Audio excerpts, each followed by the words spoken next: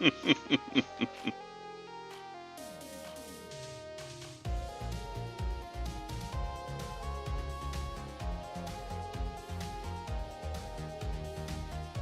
do you do for your normal day job? Pair up.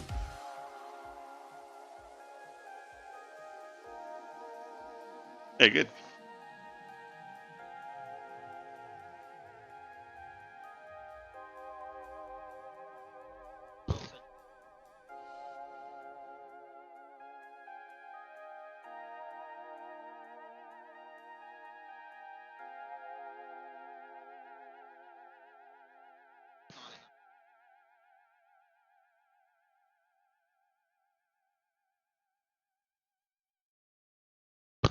Excellent work.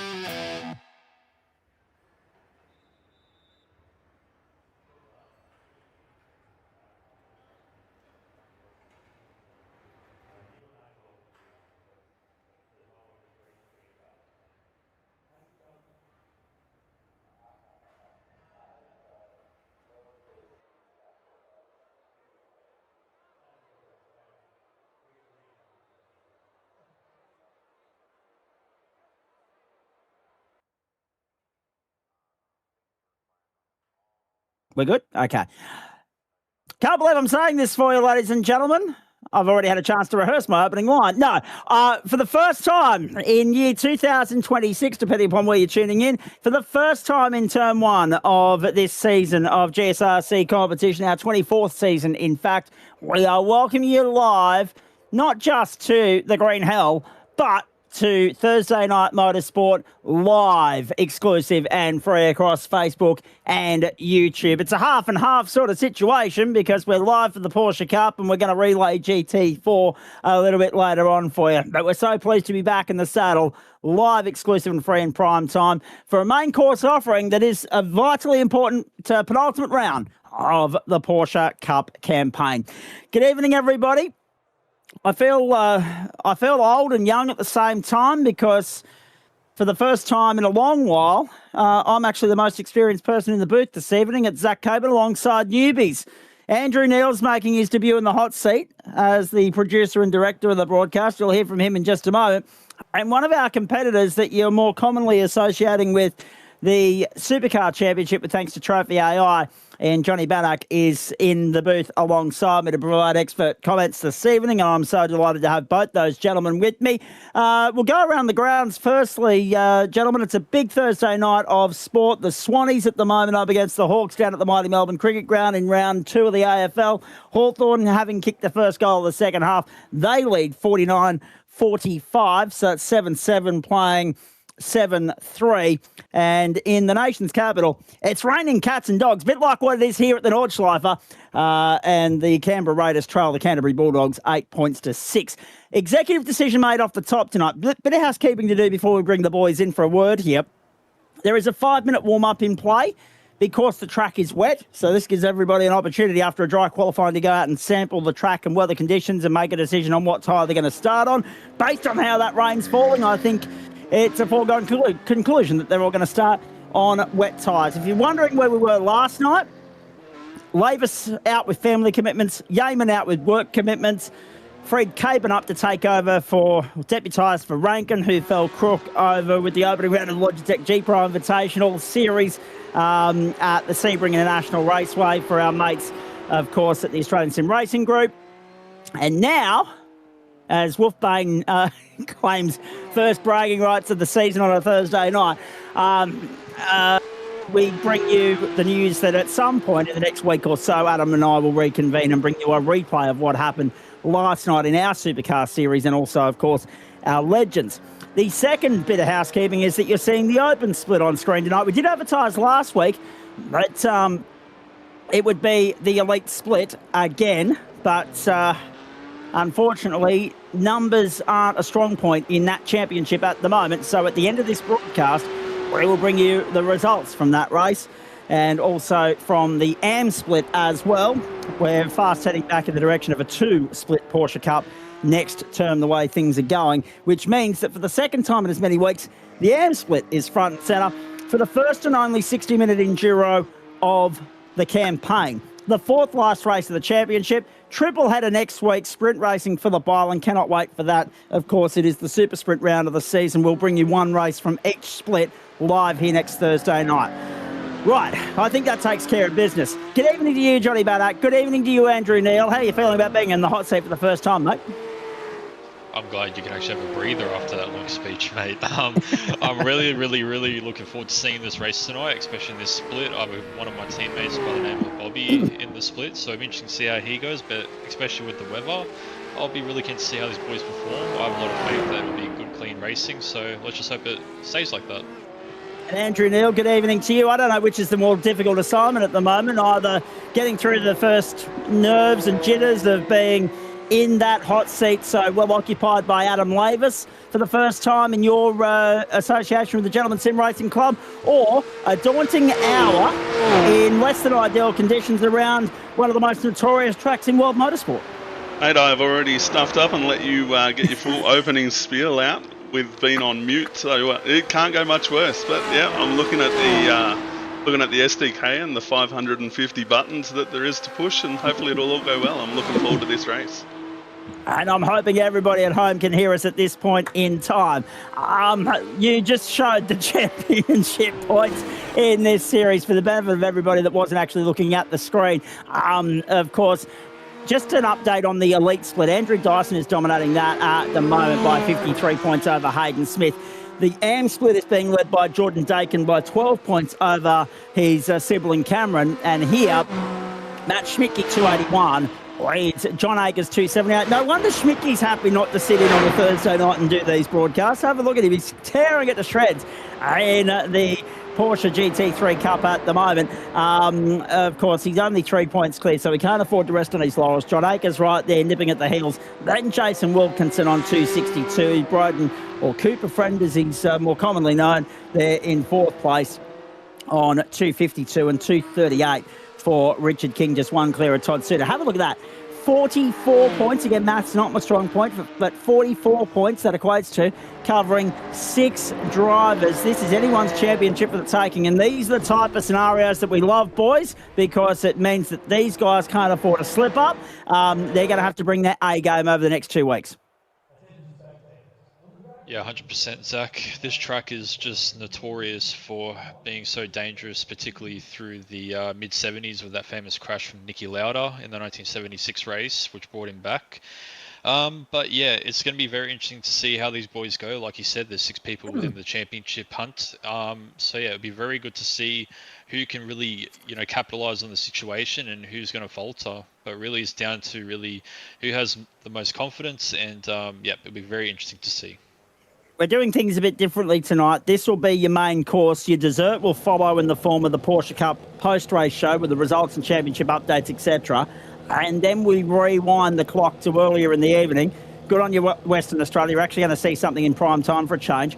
And we will be bringing you all the action from the GT4 penultimate round from Oulton Park as well. So main course, dessert, then your entree this evening, doing things a little bit differently, but it's nice to be able to bring you this one live. Jack Alesi, Eduardo Zamora at the front row. 8:19.136 the time there that got Alesi the pole position. You're not going to be, as we get set to rock and roll here, folks, you're not going to be getting those Hollywood numbers in these conditions. We're off, we're racing.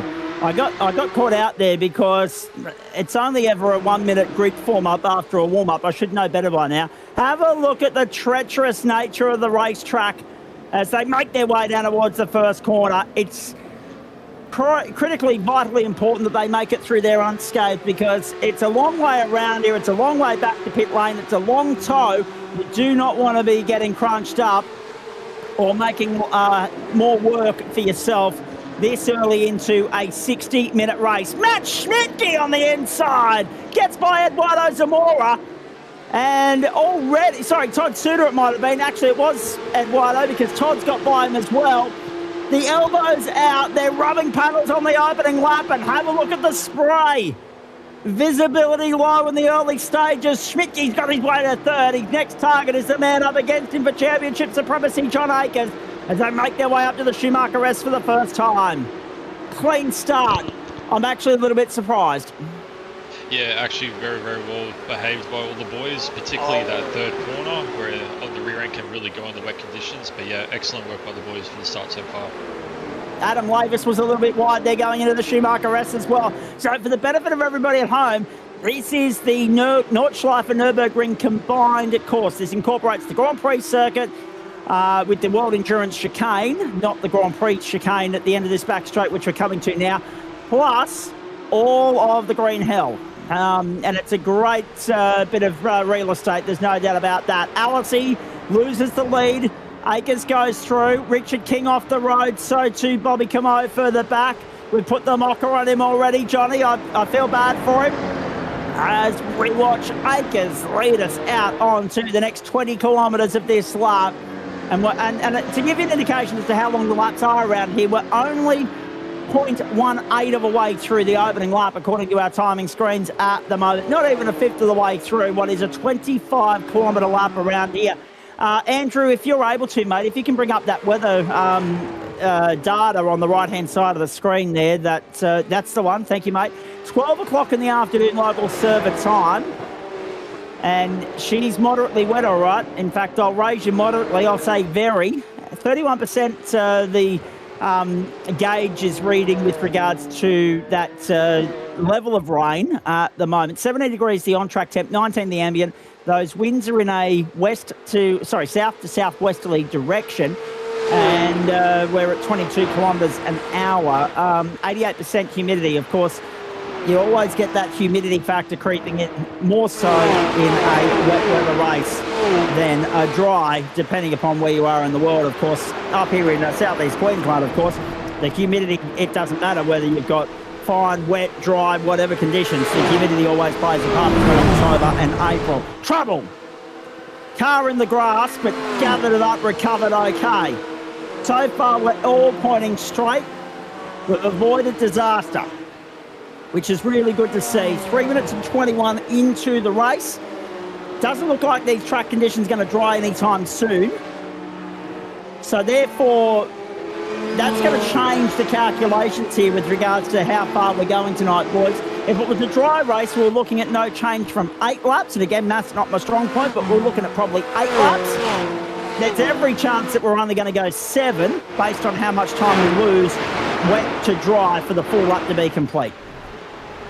Yeah, particularly through this part of the lap where obviously the drivers are going to be trying to learn where all those puddles are. Obviously 25 plus kilometres of road to travel, obviously a lot of road to try and remember. It's hard enough to remember in the dry, but when you have puddles thrown into the mix and the dynamic weather from the iRacing service, it does make it a lot more challenging. So I feel like we are maybe going to drop to about 7 laps, but yeah, definitely, it's going to be a bit adventurous. There we go. Mark Heppel, Tom Pritchard, 2 cars kiss the grass. Not the only ones to do some lawn mowing in the early stages here, but we're okay. Again, they're lucky, I guess, in the sense that they found one small part of this notorious bit of strip in which there is that small margin for error, by which I mean they've got a little bit of runoff area to leverage.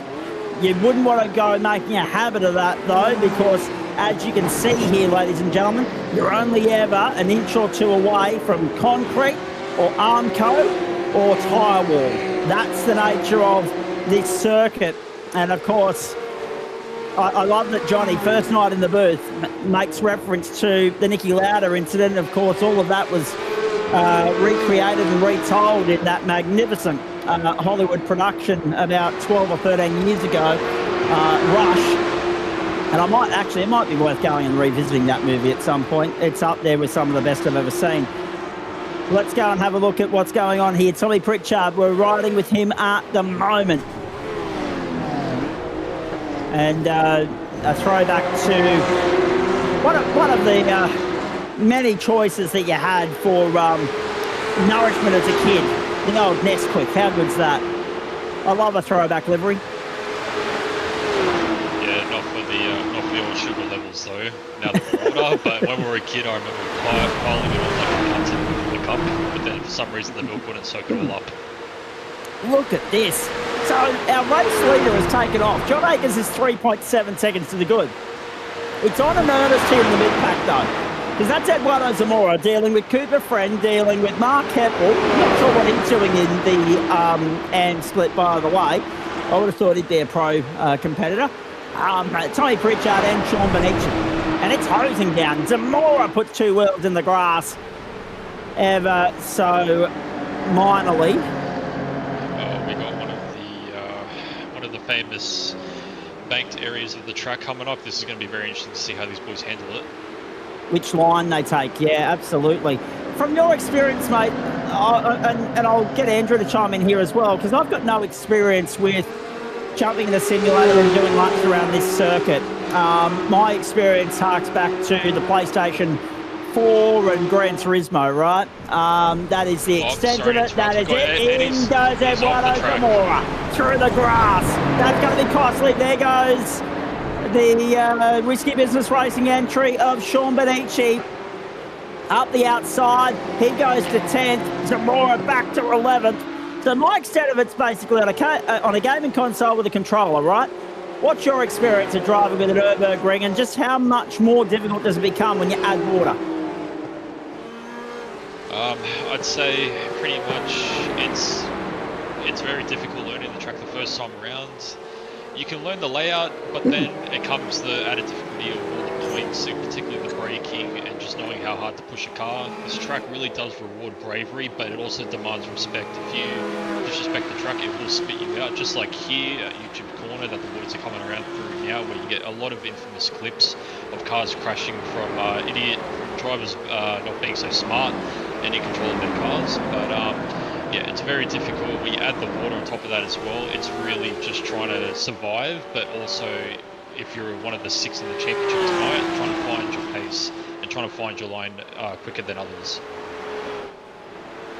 It may just be me, but I reckon I heard you pull yourself up there from using another word in relation to the drivers. Johnny, nicely done. John Akers, Jack Allaty, Matt Schmidtke, Greg Heaney, Todd Suter, the top 5. And we haven't even yet made it to the notoriously long back straight here.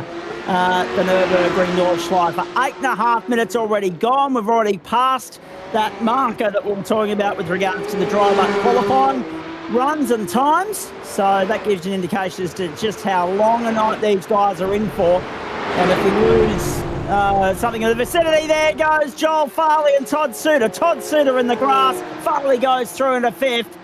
Farley with the, you'll have a look at your totem pole there, ladies and gentlemen. Farley has the red plate. The red plate there means that he's a newbie to this series. He hasn't yet been allocated a split.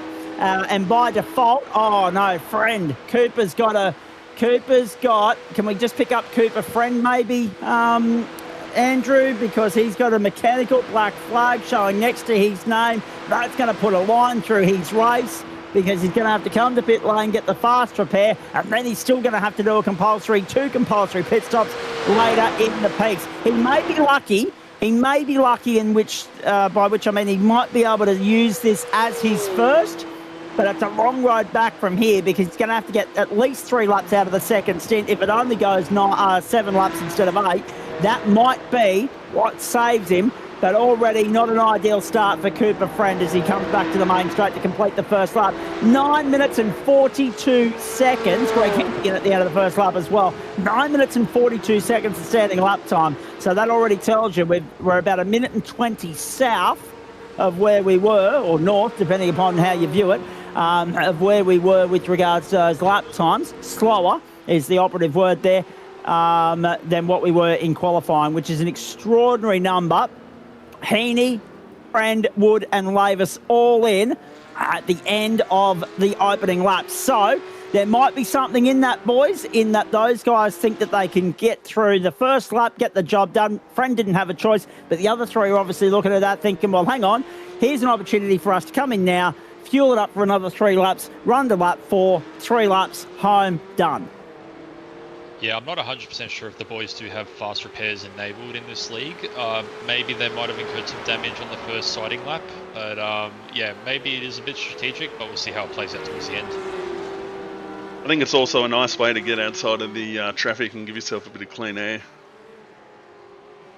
That's exactly right as well. And to be fair, very good point for you, Andrew, because when you look at how hairy and hectic that opening lap was, and you look at the amount of spray from a visibility standpoint, that clear air is not necessarily a bad thing. It's not like a Watkins Glen, Johnny, where you're looking for the opportunity to stay in the draft, in the slipstream, in the tow, where that plays such a pivotal role. Here, really, at the Nürburgring Nordschleife, it's only that back straight where you can benefit from the tow.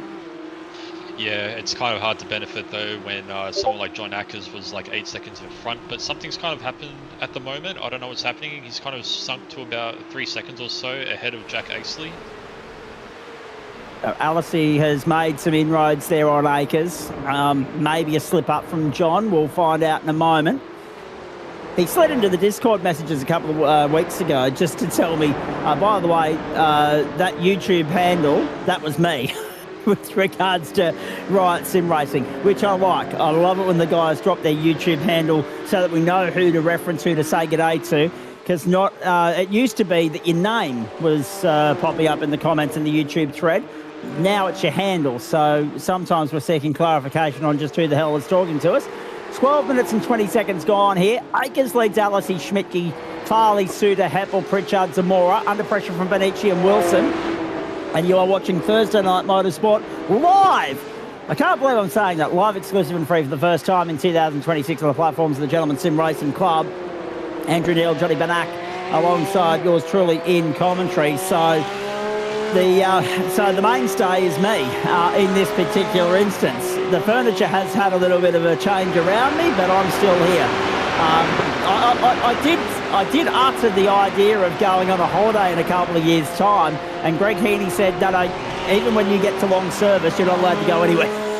He was like, we're keeping you around. So it's nice to know there's some stability in this line of work. Oh, Benici under pressure here. McKernan and Zamora have swapped around as well. Wilson down the inside, gets by Benici, goes to 8th. Still 2 by 2 they go. Off goes Wilson. Wilson gone. Paul's had a big one. Locked it up. Aquaplanes. Spins it round. Rui Rens it. Puts it in the Armco. That on the Disruptive Labs replay will be looking really interesting. It's not ideal for Wilson, and it's a long road back from there. Mark Heppel also showing up the road now as well. Loses out to Tom Pritchard, just to show how difficult these conditions are. It's a survival of the fittest tonight. Yeah, that incident with Wilson, I just had a look back. He just touched the white line on the edge of the track, and that's what kind of spun him. It was a very unfortunate accident. We didn't even get a chance. Here it is on the Disruptive Labs replay to get you guys to finish giving us your thoughts on this circuit from a driver's perspective. And I mean, from your standpoint, Johnny, it's more so important that we highlight to everybody that your focus these days is the supercar. It's not like you're no stranger to the Porsche, though. No, absolutely not. Not the trampoline suspension that it can provide sometimes through the setup. Paul Wood also has just had an off-track moment, so Adam Lavis is going to get back by him too. So Lavis into 18th, Paul Wood back to 19th.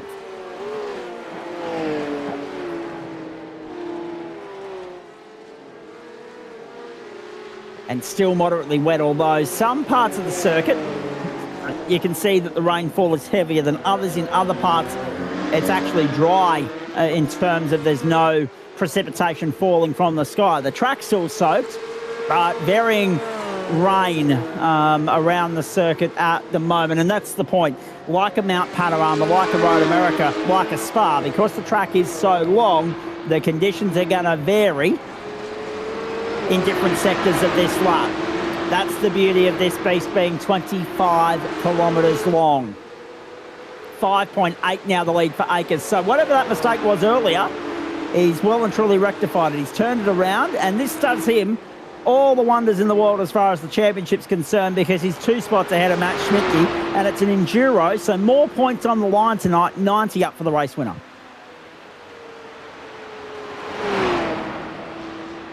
Yeah, it's really just trying to keep it all together, because no matter how great a driver is, you have your Sennas, you have your Schumachers, they all have moments where their concentration laps, and then obviously that's when you ended up into the barriers. So particularly around a track like this, which is very difficult to learn and also master, even in the dry. When the wet gets thrown in, that's when you have to start experimenting with unconventional lines and trying to find that grip, especially on a thin track with like we have here around the Nordschleife. Off goes Mark Heppel again, and that's cost him 2 spots. Richard King, Bobby Camo go through, and here it is on replay. Oh, he was already in the leads. Oh, contact as well. Jeez. He got 2 hips and shoulders there. And basically a passenger at that point struggled to get control of the car. Oh, no. And all that was set up. That was obviously one of the Yokozuki Works Racing entries. That was Siobhan McKernan, I reckon, that gave him the 3rd run. And unfortunately for McKernan, nothing he could have done about that. Sean Benici now showing off the road because the momentum, it was all in the momentum that pole vaulted him essentially, boys, off the ripple strip. The ripple strip has played a contributing factor there. He's ridden that, and it's bounced him back across the racetrack into Heppel's door.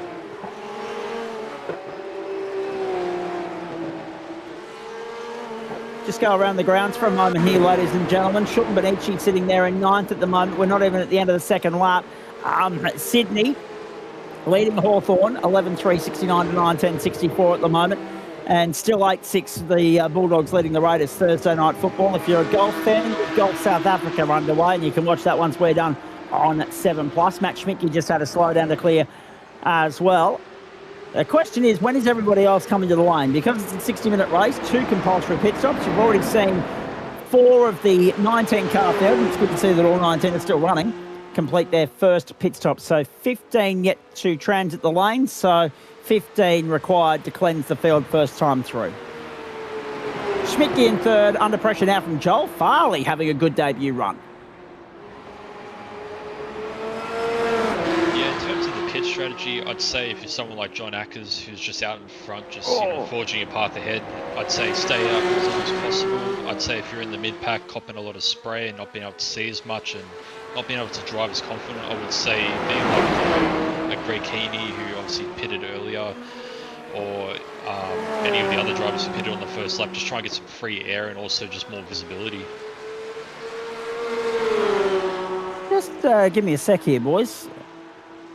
Andrew, am I hearing music in my earpiece from your end? Not that I know of. Okay. It's weird. I thought I was hearing music. I thought it was trackside speakers for a moment. But no, that's all right. We'll sort it out. I'm not sure what the hell's going on. Let's continue on. 19 minutes gone here. Haven't even completed 2 laps. John Akers is about to complete the second lap. 9:42 first time round. Let's wait and see what he does second time through. A belief that he'll be stopping at the end of the 3rd lap. This now looking like, there it is, second time through. 9:42, 9:41, 002. So he's only put a second on that fast lap that he set first time round. 9:41, 002. Again, that's highlighted by the fact that he did make a mistake first time round.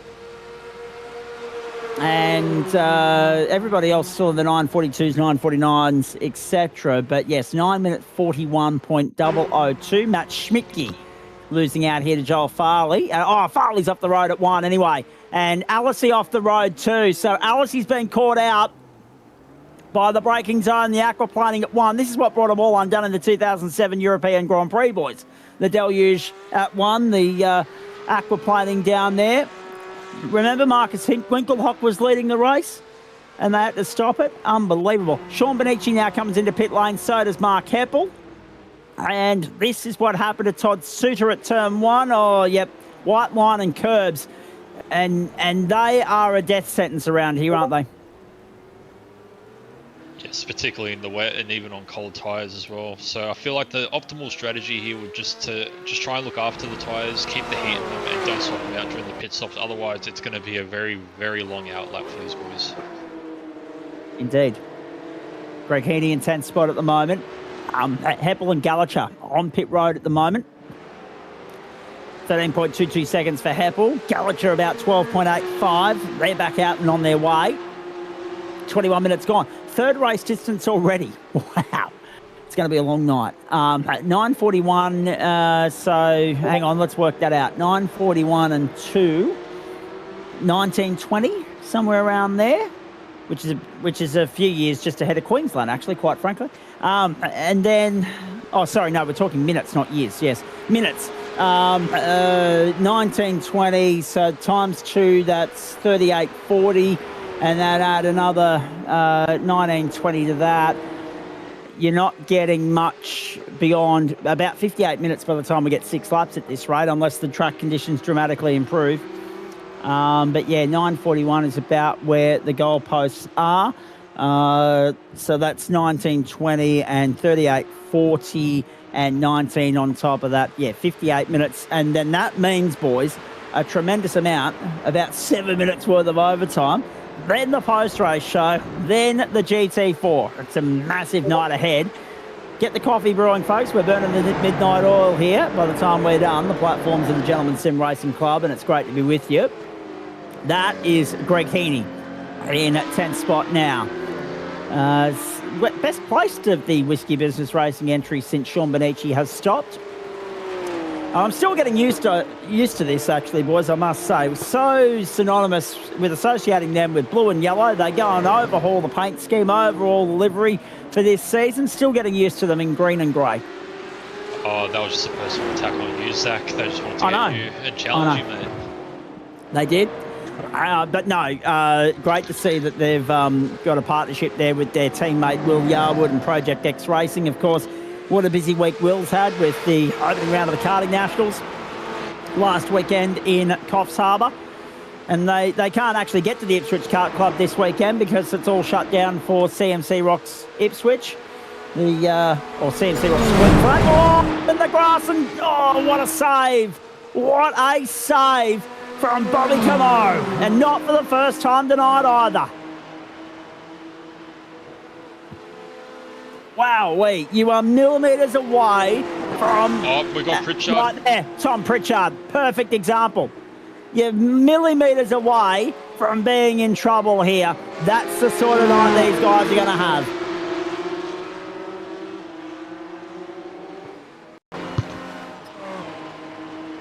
This spray is absolutely horrendous for these boys. I don't know how they have the courage to go through this part after the foxhole. and I don't know how we're doing so well to identify these blokes at the moment, quite frankly. My goodness. Whoa, there we go in the wall. Jason Wilkinson. You don't have a small off here too often at the Nürburgring. Wilkinson. Crunch. We just caught it top of shot. You can see him drifting through the corner. There was no saving that. He has managed to get back on, but it's been a costly moment. Eduardo Zamora, all of a sudden, now a very lonely seventh, and he goes off as well. Luckily, in a better part of the racetrack where he was able to keep it off the wall, but still, a testing third lap for these drivers.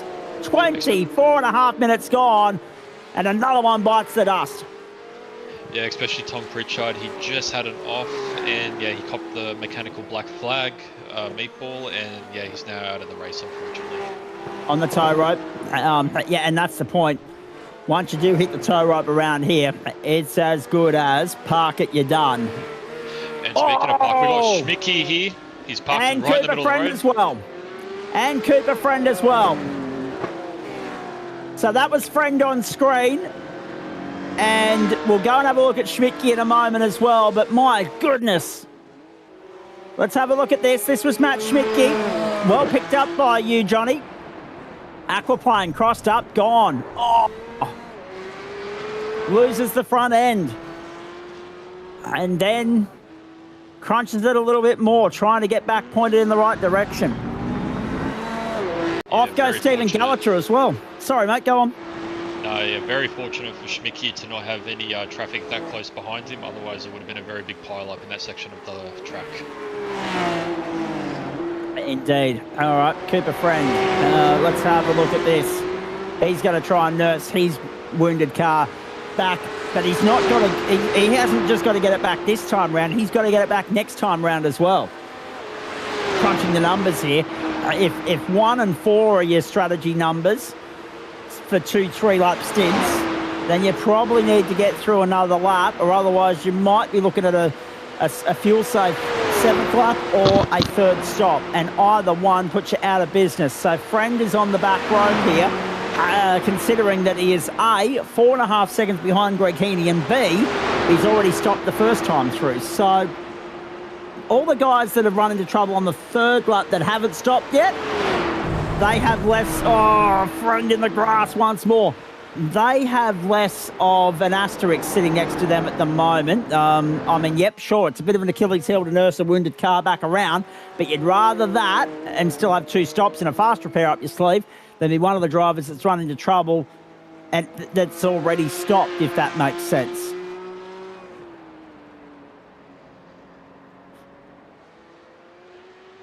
For a field of only 19, by gee, they're giving us plenty to work with.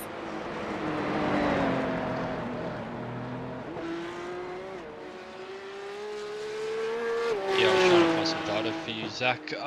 So for reference, in a GT3 car, flat out in the dryer, you're probably talking about maybe, say, about 12 to 13 litres, maybe 14 litres if you're a heavy foot person, but in the wet, it does really lighten up the strategy, especially for the refuel. So I don't know, maybe the fuel save might be possible, particularly trying to underdrive the car in these conditions might help, but yeah, we'll see how it all folds out.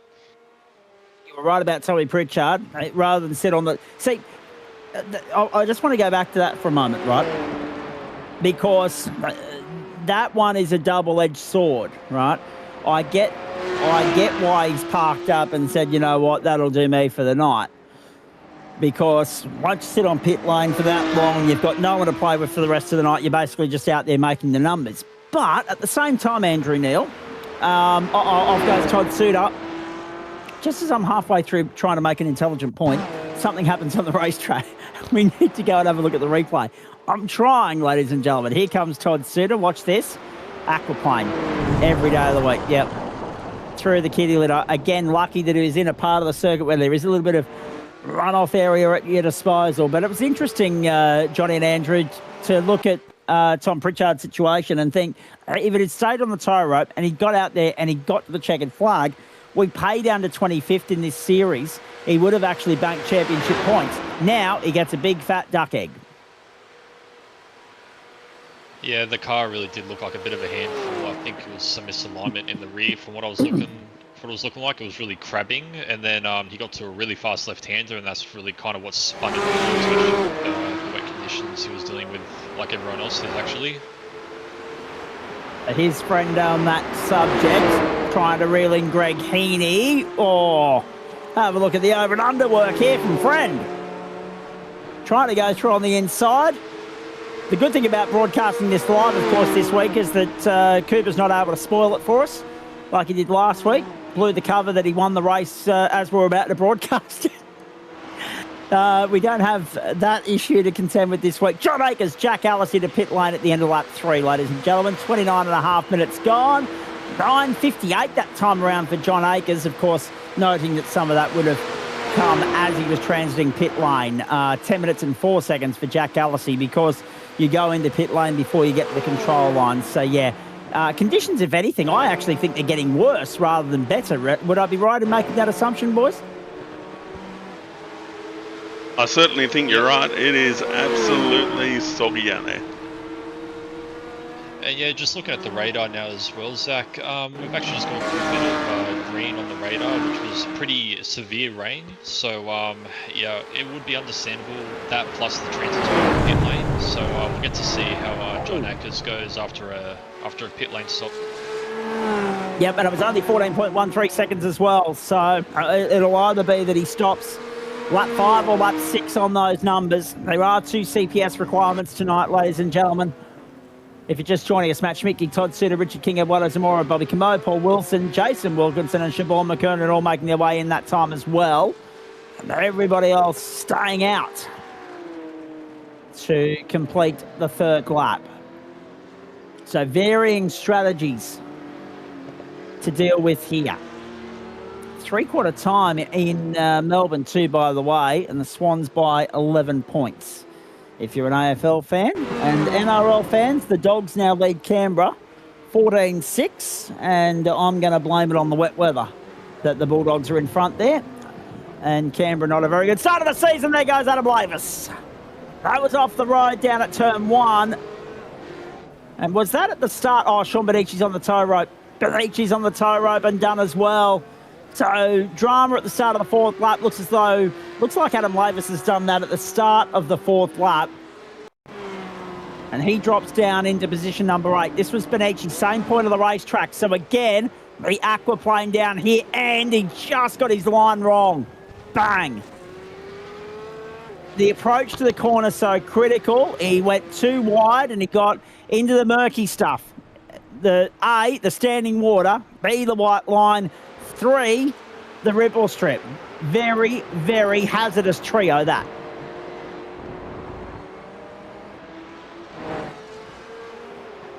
Can we just bring up the weather details again? Friend, forceful on the inside with Farley. Redresses. See, yeah, update. Very wet. And I think it's the first time in a long while that we've had very wet. on that weather scoreboard there for you, ladies and gentlemen, that totem pole of information. 26 kilometre an hour winds. They're not clearing the water. They're not clearing the rain. Those winds are southwesterly.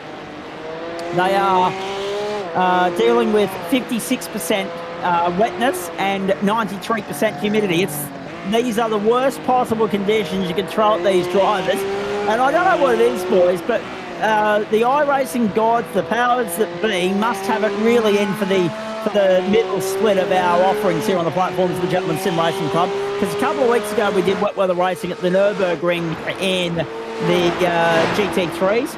And I'm pretty sure the Pro-Am split got the worst of the weather there. And now here, we've got the worst of the weather for what is essentially the Pro-Am equivalent of the Porsche Cup, the Open split. I don't know what it is, but it'll be interesting to see what the weather was like once we get some points of reference from our colleagues and our alumni, as Benici's mechanical black flag is going to take a while to get cleared there, ladies and gentlemen. Don't worry about that. He's on the tow rope and will be for the balance of the lap. But the iRacing gods must have it in for the Pro-Am split here. Yeah, I think it's just really iRacing meeting their marketing and what they say, really about being the ultimate simulation. Obviously, these boys were probably looking at bright sunlight and everything like that here at the Nordschleife, and obviously they've been slapped in the face with a lot of rain. But I would say the one thing they haven't really simulated properly is Melbourne weather, because that's probably the most random of weather ever.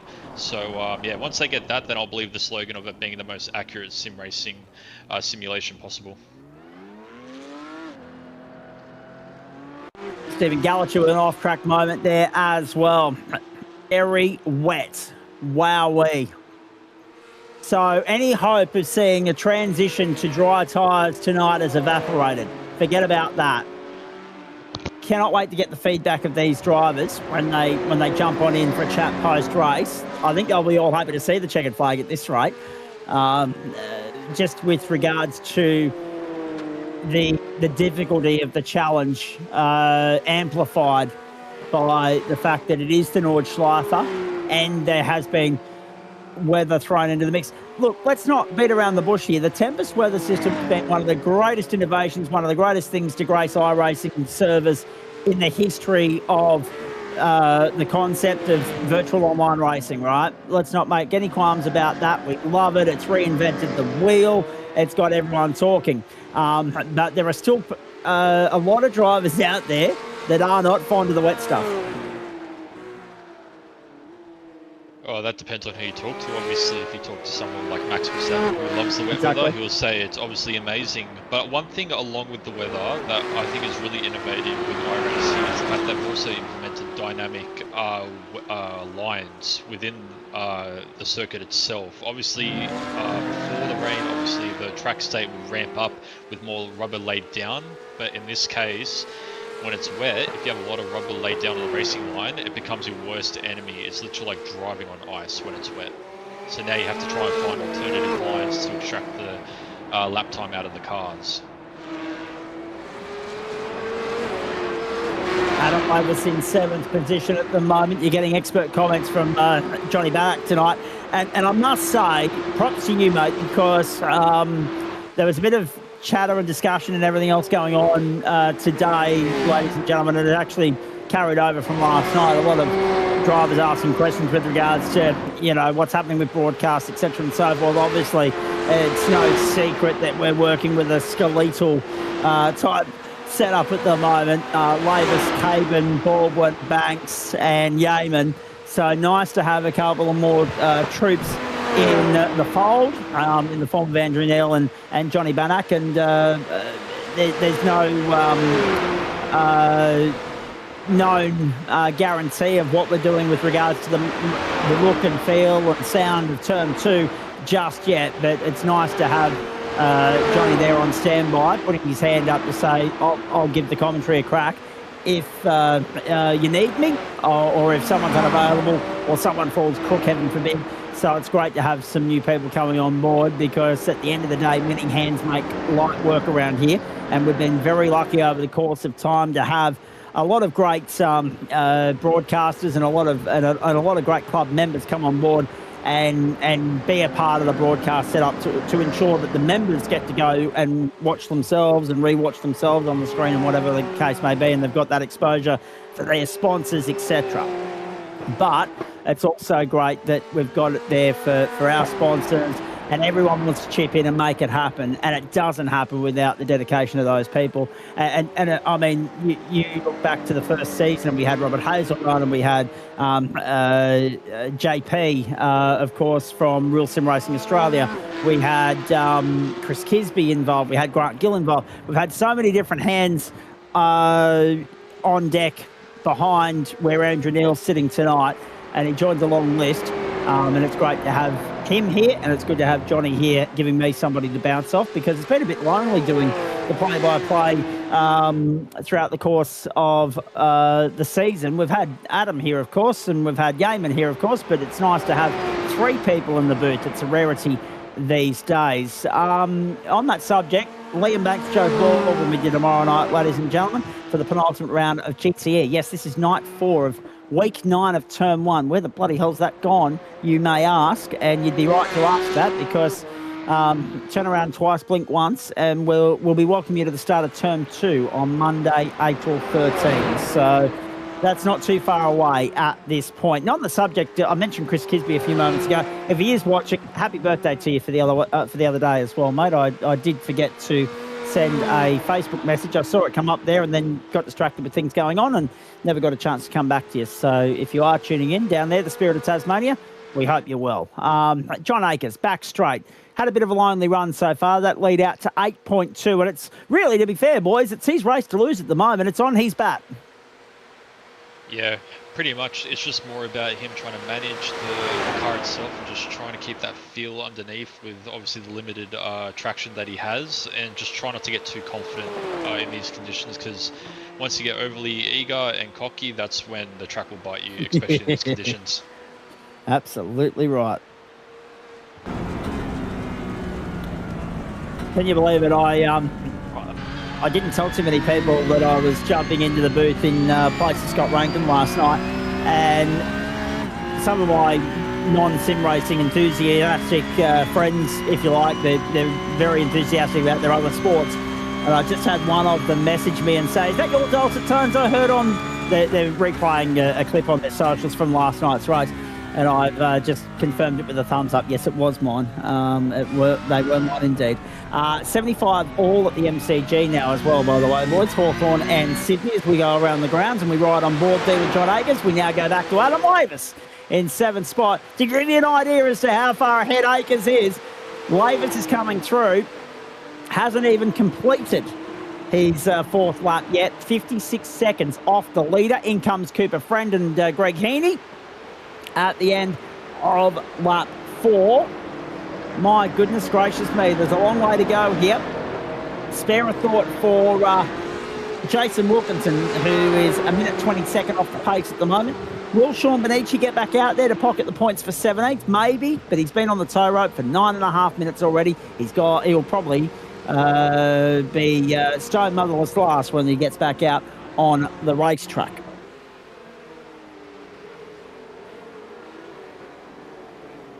Todd Suter running there in 5th place at the moment. Biggest mover so far, Joel Farley, no surprise, up 10 spots. And beyond that, Bobby Camoa up 9. Difference is, what we've got to take into consideration here, boys, the field isn't yet cleansed, so those positions are subject to change once that second round of pit stops is complete. Top 8 drivers down to Mark Heppel yet to stop a second time, so too Paul Wilson and Jason Wilkinson. So still 10 pit stops to come. Off goes Joel Farley. I've just put the mocker on him, but in his favour there is about 45 seconds up the road from Matt Schmidtke. So Akers, Allison and Farley have bolted on a very wet surface, as we've already established, and put 55 seconds from Akers back to Schmidtke, 45 seconds from Farley back to Schmidtke at the moment. Extraordinary margins, extraordinary numbers, extraordinary night, really. Yeah, just to build on your point from earlier about Jason Wilkinson running down in the back of the field. To be honest, good on him for still running, because at the end of the day, anything can happen. And at the end of the day, it's really all about actually having to first finish the race and go from there. I think the famous quote was, to finish first you have to finish. So to be honest, my hat goes off to Jason, and let's just hopefully you can bring this back to the end of the race. Todd Suter, 5th spot at the moment. While I think of it, folks, make note of a couple of things here. Monday night and Wednesday night next week, provided that we're back live on Wednesday night next week, of course. Earlier start time. We're on air about 15 minutes earlier. Same applies to Thursday night as well. So you've been so familiar and so accustomed to a 7:40 Eastern Daylight Time start time. Whoa! Off briefly was Bobby Camo, just barely hung on to it and stays in contact with Todd Suter. And they're just driving through pools of water at the moment. I feel like they're trying to summon Noah and his ark to the Nordschleifer at the moment. This is unbelievable. Biblical proportions of rain at the moment, and these drivers are doing a marvellous job on what is probably not a full wet tyre, based on those conversations we've had in the past with regards to what's a full wet tyre and what's an intermediate, etc. I don't know if the Porsche has a full wet tyre, so these guys are doing remarkably well to drive through that at the moment. But again, as Johnny has already alluded to, there is already something to be said about the skill required to rein it in a little bit. And if you pardon the expression, pardon the unintended pun, rein it in a little bit and actually drive to the conditions. Take a little bit of pace off. Richard King into the arm column, before that Bobby Camo as well. Bobby's still off the road. Bobby's night might be done. He gets back going, but he's lost significant ground on Heaney, King and Friend. Have a look at this. Wild ride for Bobby Camo.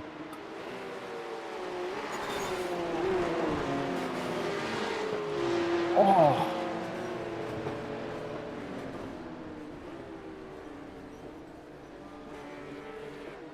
You never like to see a teammate or a friend in the wars like that, do you, Johnny? No, it's pretty painful. That's right, to swap back to the lead, where Jack has actually been closing the gap down to Akers. I'm just trying to, just put the pain behind me and look forward to the front of the race.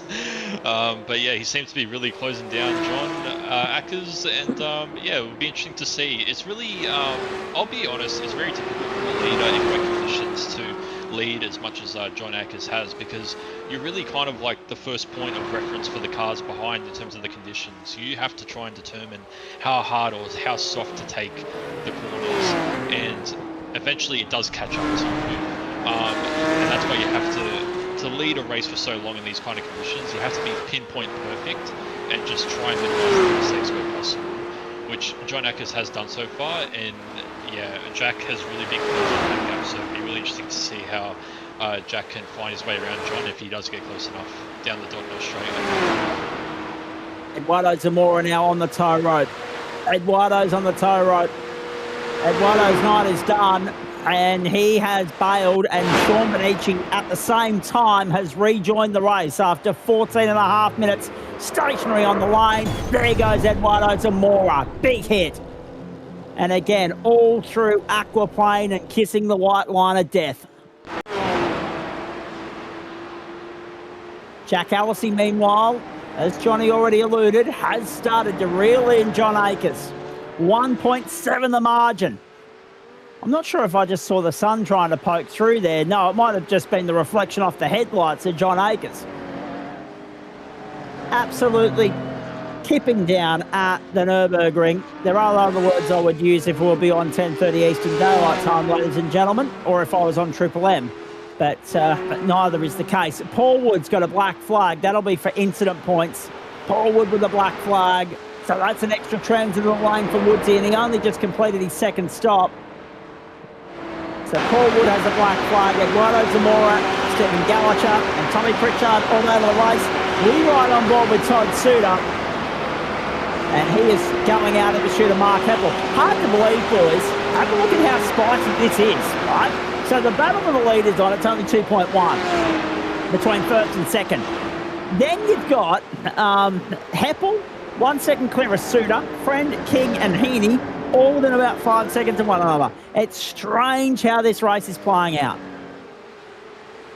Yeah, I've noticed a few changes of positions as well, coming onto the dot in a straight, really trying to get that exit nice and clean. I've actually seen a couple of battles going down the straight as well, and even swapping back around to the original positions before you get back to the start of the lap. So yeah, it's really going to be really interesting to see how these boys can handle it, particularly with the spray being so massive and so blinding, really. So yeah, it'd be awesome to see how these boys handle it. But they're doing excellent so far, so hats off to them. It was a massive slip and slide moment for Todd Suter. I'm not sure if you saw that. He did remarkably well to hold it. Yeah, a bit of Tokyo drifting there in Germany. Absolutely. Just add water, they say, hey? The old skid pan treatment. Still very wet. That's no secret, ladies and gentlemen. Those track conditions actually deteriorating further as this race plays out. Here up on the inside is Cooper Friend. That would have been a move and a half had he been able to pull that off on Todd Suter. And still the visibility a talking point, the lack thereof. Now Friend looking for some clear air, but also finding just how tough it is to find a way through around here, because it's a one-line groove through much of this middle part of the circuit. It won't be until we get to the wide open spaces of the back straight where Friend might get a clean run here. Anything beyond that will be a risk, but one worth taking! Wow-wee! Suter had 2 wheels on the grass there, did a little bit of a bunny hop and still managed to stay in front of Friend.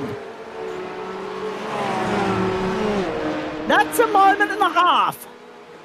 Friend giving him all sorts of trouble at the moment, they're side by side.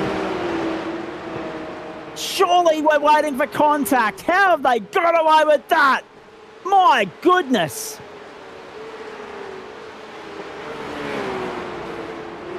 Heart in mouth stuff, and Cooper Friend gets to 6th. Up 12 spots. Farley up 10. They're the big movers of the night, but remember, still a lot of drivers to complete their second stop, and we're about to head to the end of the 5th lap here, ladies and gentlemen. We've got the top 2 into the pit lane now, doing their final compulsory stop. Indeed, and you know what? Have a look at where we are on the time, boys. There's a real chance that they might not make it back. There's a real chance that they might be about to start their last. This might end up being only a 6-lap race, such has been the length of the transit of the pit lane, or the length of time they've spent transiting the lane, and also the amount in which the track has deteriorated. Therefore, the times have slowed significantly.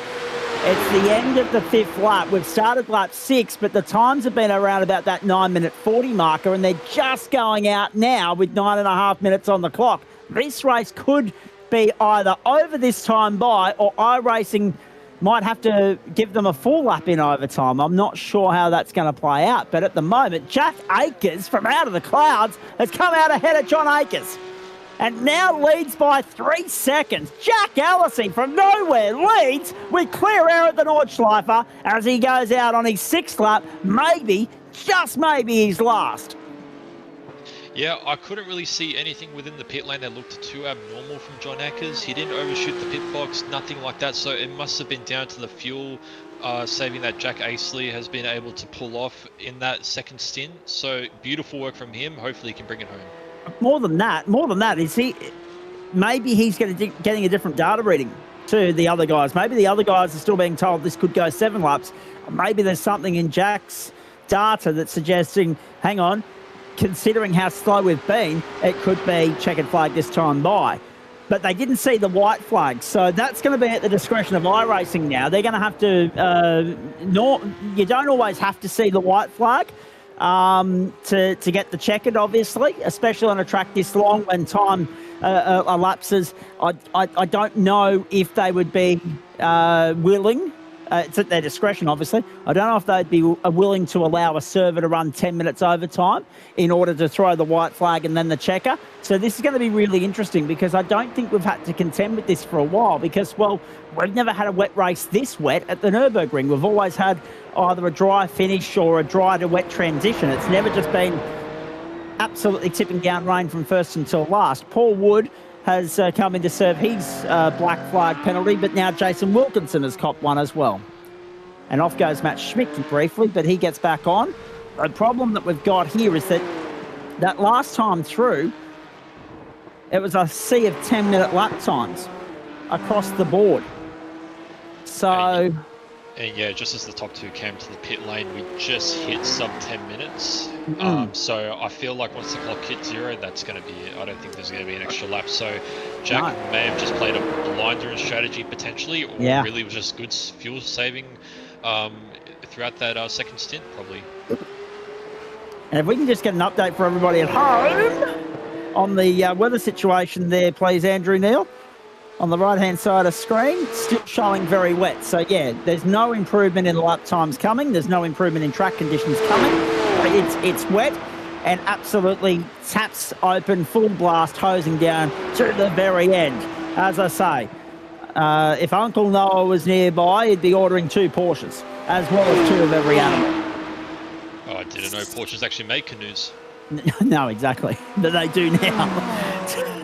They've been pretty good canoes tonight, haven't they? It's not Formula V, but could you imagine how long a Formula V lap would be around here? My goodness. 6.5 minutes to go, folks. And 3 black flags for penalties for incident points now. Heppel, McKernan, and now Wilkinson as well. So incident points now becoming a real problem for some of these competitors. So as we cross the line, these results are going to be provisional, folks, because iRacing will apply the pit lane transit to those guys' finishing times. If they don't, well, see, this is a double-edged sword, isn't it? Oh, off goes Friend, off goes Heaney. Off goes Friend and Heaney. They both get back going, but they've both been off the road. We've got a mechanical black flag for Heaney. So this is how this has happened. There's so much going on here at the moment. That was Heppel. Oh. So that would be explaining why he's picked up his incident point limit. Heaney through the middle of the circuit.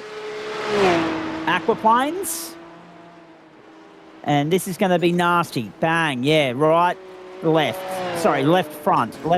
And he clattered the right-hand side of the car as well. So he's limping a wounded car back to the finish line. And the problem they've got here, Johnny and Andrew, is twofold, right?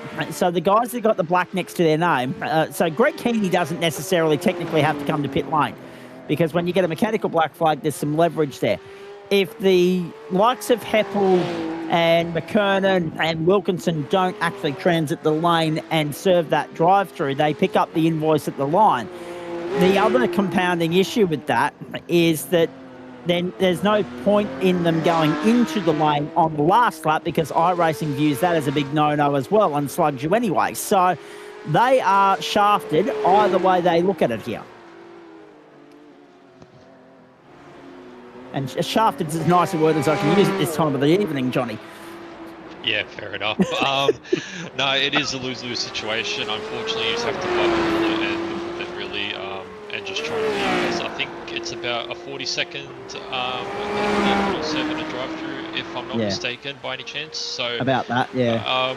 Really, the only option is just to get 40 seconds ahead of the car behind you. That's really about it. Well, who's the first one in the line?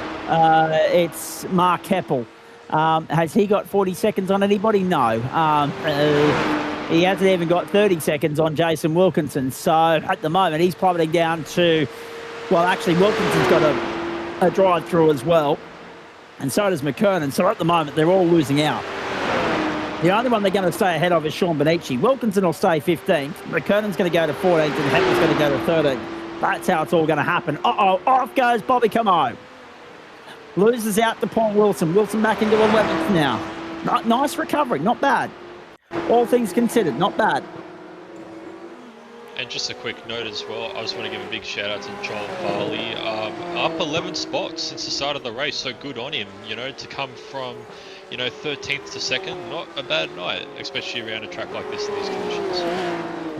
Sean Benici off for the second time tonight as well, but he gets back going. That was the replay, Disruptive Labs replay of Bobby Camo. Here's Jack Allisey on the way home. Master stroke from Jack Allisey to steal this at the death. And Farley ahead of Akers now for the first time tonight, and to the tune of a good 3.5, 4 seconds. That was Benici down at the hairpin into the weeds. Hawthorn have just kicked another goal, and they're 11 points up on Sydney all of a sudden. I think the Swannies are about to lose for the first time this season. Good thing I'm here and not there. 22 kilometre an hour winds in a southwesterly direction. 19 degrees the ambient, 95% humidity, 76% that wet level reading at the moment. That level of wetness, I think, is... there's no real way, actually, to describe that. That's I've always been a little bit perplexed by that, but it's getting worse. Like, it's saying very wet and it's saying 77% wet, but really I would argue that it's 100% wet at the moment. Maybe it's I don't know exactly what that's all about, Johnny, if I'm honest. I think it's just the accumulation, really. Like, the rate is just building upon of what's already existing on the track, so the percentage is really just how wet it is. And right now, from what I'm seeing, it's literally just been climbing up at 1% at a time, just through these little microsectors throughout the lap. So it's very difficult. It's just like you said, no one needs to probably order a few more bucks from the guy upstairs. So yeah, but Jack Aisley and also Joel Farley, all three Johns in the top three, all three Js, they're doing excellent work at the moment, so props to them. But good on for everyone else to actually hold on to the race as well. No matter where they were, they didn't give up. Even someone like Sean Benici, who served his black mechanical flag and got back out. Oh no, have a look at this. Richard King and Bobby Camo have just ended up on the tow rope on the last lap. So first Richard King into the wall and gone, and Bobby Camo with a mechanical black flag for his second incident of the lap. And they are going to finish on pit road. And so too is Mark Heppel now as well. It's all falling apart on this final lap. That was Bobby. And another look at that one. Just on the aquaplane, bang, gone, see you later. See, if you're in a low-lying area at this point in time, you'd be on flood watch. That's how much rain we've had tonight. It is absolutely astonishing. But at the front, Jack Allisey will be the toast of the Porsche Open Cup cohort at the end of the night. The Yokozuki Works Racing entry has one-upped everybody on strategy play. Is he going to get back to the line before the clock expires? No, he's not. Will the checkered flag fly? It probably should. We didn't see a white flag. We don't necessarily have to in a timed race situation, especially on a circuit that's so bloody long like this. The clock expires. 6 laps ends up being the journey. Too short of what we were expecting on a dry racetrack. That's how treacherous it's been tonight. Jack Allisey to cross the line. Should see the checkered flag. There's actually, Barney's not waving anything. But Jack Allisey should get the job done at the Nürburgring in Germany. I don't know what the hell's going on here. It looks as... Whoa, look at this on the run to 1. He's gone wide at 1, but is he okay? Has he finished the race? Or is he needing to get back on and go again? I don't think Farley he's has gone through to take the lead. I think we're going to go an extra 10 minutes, aren't we? Joel Farley's taken the lead. We are going to go an extra 10 minutes, aren't we? So Barney wasn't even throwing the white. Barney wasn't even throwing the white at the line. That's a concern, right? We weren't sure what the hell was going to go on. We have clearly gone into overtime. Now, normally it's the first time past the post as overtime starts. No, this is going to be the second time past the line. But what's more concerning, how's Jack on fuel? Oh, I hope he has enough, because I feel like that strategy was kind of why he jumped out 2 to 3 seconds ahead of John Ackers after the last pit stop. So hopefully Joel has enough in the tank to hold on to it now. I don't know if it was Jack just maybe doing a bit of celebratory drifting down the pit straight, or if it was genuinely loss of control, because the participation in the past couple of minutes actually has gone up 5%. And Schmidtke and Heaney have had to come to the line to grab extra fuel because they're short. McKernan Wilkinson, Benici and Heppel will get a chance to come in and serve their penalties, although Heppel won't necessarily because he's on the tow rope anyway. So there's a chance there for Wilkinson, Benici and McKernan to at least cleanse themselves. McKernan does that now. He goes through. Alesi is chasing Farley, and we've all of a sudden in overtime. So if you're thinking we're going to get an early broadcast start for GT4, and think again, we're all of a sudden in overtime going out on our 7th lap of the Nordschleife. It's going to end up being a 70-minute enduro. And out of nowhere, we've got a lead, a genuine fight for the race lead on the final lap. Are you kidding me? It's really hard to believe that only a few laps ago, John Akers actually had a massive gap over the rest of the field, and now he's down in 3rd. It's crazy. Yep. Jason Wilkinson comes in to clear his penalty. Matt Schmidtke's just gone off the road, down at the hairpin.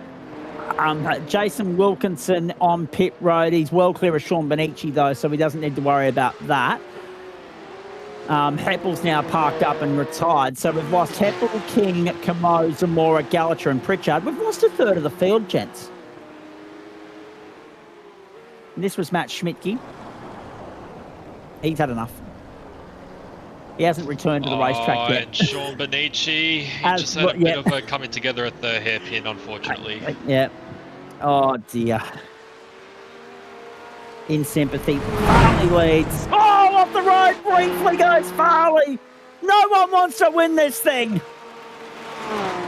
Farley leads 1.5 the margin. Akers is 15 seconds down the road. He's really fallen away in the last lap and a half or so. When I say lap and a half, I mean 15 minutes, because that's how long the laps are tonight. Last time through, everyone was below the 10-minute, outside of the 10-minute bracket. No one under 10 minutes that last time through. The best lap times were seen tonight for everybody. Actually, no, that's not a fair reflection. I wouldn't imagine that what we're seeing on screen there is a fair reflection of the best lap times. Although, that being said, I'm not sure if the lap times are taking into consideration the because my screen at the moment is showing John Akers has the best 9:41.002. But if you get a slowdown or you get an off track or something like that, maybe then you're not being handed your actual fastest lap based on time. You're only getting your legitimate fastest lap. But at the moment, I can only see 1, 2, 3, 4 drivers below that 10-minute threshold in the fastest lap column on my timing screen. This is ridiculous. I wonder whether John Akers is not saving some fuel, because he has dropped a lot of pace. Has to be. That's a really good point, because Heaney and it was Schmitty, wasn't it? Someone else came in for a second splash and dash. No, Schmitty only came in for his second. Hawthorn win by 17 points. Good, I didn't waste my time watching that match tonight. Hawthorn over Sydney. 14-15-99 to 13-4-82. I'm not dirty. I said to someone earlier, the Swans, their biggest Achilles heel is they get to the last Saturday of September and they choke. So they may as well start the choking a bit earlier this year. Well done to Hawthorn. We'll regroup and go again next week. I can hear the bitterness in your voice. All I know is that my relatives in Canberra will be very happy with the Hawthorn win tonight. Yes, and on that subject, Bulldogs fans are going to be very happy as well, because Canterbury have got the better of the Raiders 14-10 in Thursday night NRL. For you, ladies and gentlemen. NBL finals coming up, Live Golf coming up, Asian Cup Women's Football final coming up, all a big weekend of sport, and some motorsports thrown in there as well with the return of the Brazilian Motorcycle Grand Prix. Final lap. Farley leads Alesi by 1.7. You're watching the closest battle on the racetrack. That's between Greg Keeney and Paul Wilson. Stay with us. Post-race show to come, plus a full debrief. And, of course, our coverage, a full replay of GT4 from the Oulton Park circuit in the United Kingdom. A sprint round, their final sprint round in what's been a big week of sprint racing on the platforms of the Gentleman Sim Racing Club. But Nietzsche and McKernan both get black flags on the final lap. Oh, and McKernan's back on pit lane. So, has McKernan had an incident on the run home? Siobhan McKernan, last lap on the tow rope on pit road. Yep, there it is. Bang. The Yokozuki Works Racing entry crunched up. Now, on that subject, 7 minus 25% is 5.25. So the very disappointing thing for all concerned here, boys, is that Siobhan McKernan's okay because Siobhan's completed 6 laps. Nobody else is going to get classified on the 75% rule. That's the sort of night we're having. I think those who quit the night early will be very happy to do so, because right now we've actually just tipped over to extremely wet on the status. Yes. And we're actually nearly at 90% precipitation wetness level on the track. So yeah, I wouldn't be so jealous of the drivers on the track right now. I don't know how they're handling it, but good on them for soldiering on. If that was me driving down the highway trying to get to Cessnock, even I would probably have pulled up by this point. And I'm somebody that tries to beat whatever the time Google says I'm going to get to the doorstep. I'm always trying to be ahead of Google, but I wouldn't be in this particular case. There's a time and a place for racing the clock, and there's, certain times where discretion's got to be the better part of valor.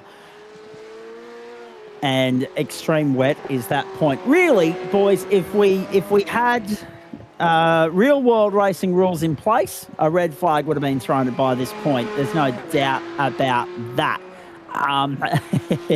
Revolution E-Racing. Lee Mack, enough with the wetness. Sorry, I'm just highlighting the obvious here.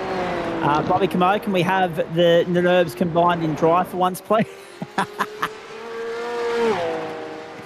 I love it. Benici McKernan with black flags to their name. Farley on the way home, quarter of a lap to go. Joel Farley was second at the start of lap 7. On usual, outings on the platform to the Gentleman Sim Racing Club, you don't go past the line twice in overtime, but we're going to tonight. Race over for Sean Benici, had to put fuel in it, had to drive through. He's on the tow rope and done. McKernan's done as well. They'll finish a lap down. Wilkinson in all of that will recover from early drama to be 11th and up 6 spots. 10 spots gained for Lavis, 14 for Cooper Friend, and 12 for Joel Farley, who's on his way home. The back straight awaits. And this will be a memorable victory for so many reasons. The floodgates have opened and we haven't been able to contain them. And I'm not talking about the floodgates in terms of losing a position, losing 2, 3, 4, 5. I'm saying it's like when the burst water mains cause all sorts of havoc around the place, except they're skyward. They haven't been able to be shut off and fixed just yet. Have a look at this. Just having a look at the radar, and it's red, says Steve. That's extremely hard to drive in. You saw extremely wet on the weather data graphic on the right-hand side of your screen there a few moments ago. And Joel Farley has prevailed on a very damp night at the Nürburgring Nordschleife, and notoriously the most difficult track we visit, and easily the most difficult race of the season to conquer, not just because of the circuit, but the conditions these drivers have had to contend with as well. Ignia Motorsport and Joel Farley survive the deluge, and Farley will prevail victorious at the Nürburgring, and surely this time round we will see the checkered flag. Thank Christ. Farley victorious in Germany, and in the end comfortably by 7.3 seconds. Oh my goodness. Over 175 kilometres of racing, 71 minutes of racing, and that's how it ends for you, ladies and gentlemen. The consolation prize for John Akers will be that he got the fastest time of the race. Adam Lavis has just gone to 5th. Adam Lavis has just gone to 5th. He's got by top shooter on the final lap. Adam Lavis has gone to 5th. What a charge through from 16th for Mav. Unbelievable. Can he stay there, or will Todd Suter launch a late fight back? And have a look at it. You feel as though you need the super toppers out that they have at the cricket just to clear some water off the track at the moment. Unbelievable. You wouldn't want to be running wide onto the grass at this particular point either, because you'd easily get bogged in the puddles. These have been among the most treacherous conditions we've ever seen. We had a Super Formula Light race at Phillip Island with deluge-like conditions some time ago. A lot of you will remember that. But this trumps the lot. These are among the worst conditions we've ever seen. And have a look at the way in which they're fighting just to keep the wheels straight, keep the car straight. Bang into the wall goes Suda. To prove the point, they're aquaplaning on the back straight. Holy cow. Akers in for 4th, Friend in for 5th. Lavis is going to come through for 6th. Then Suda, Heaney, Wilson, Schmidtke and Wood.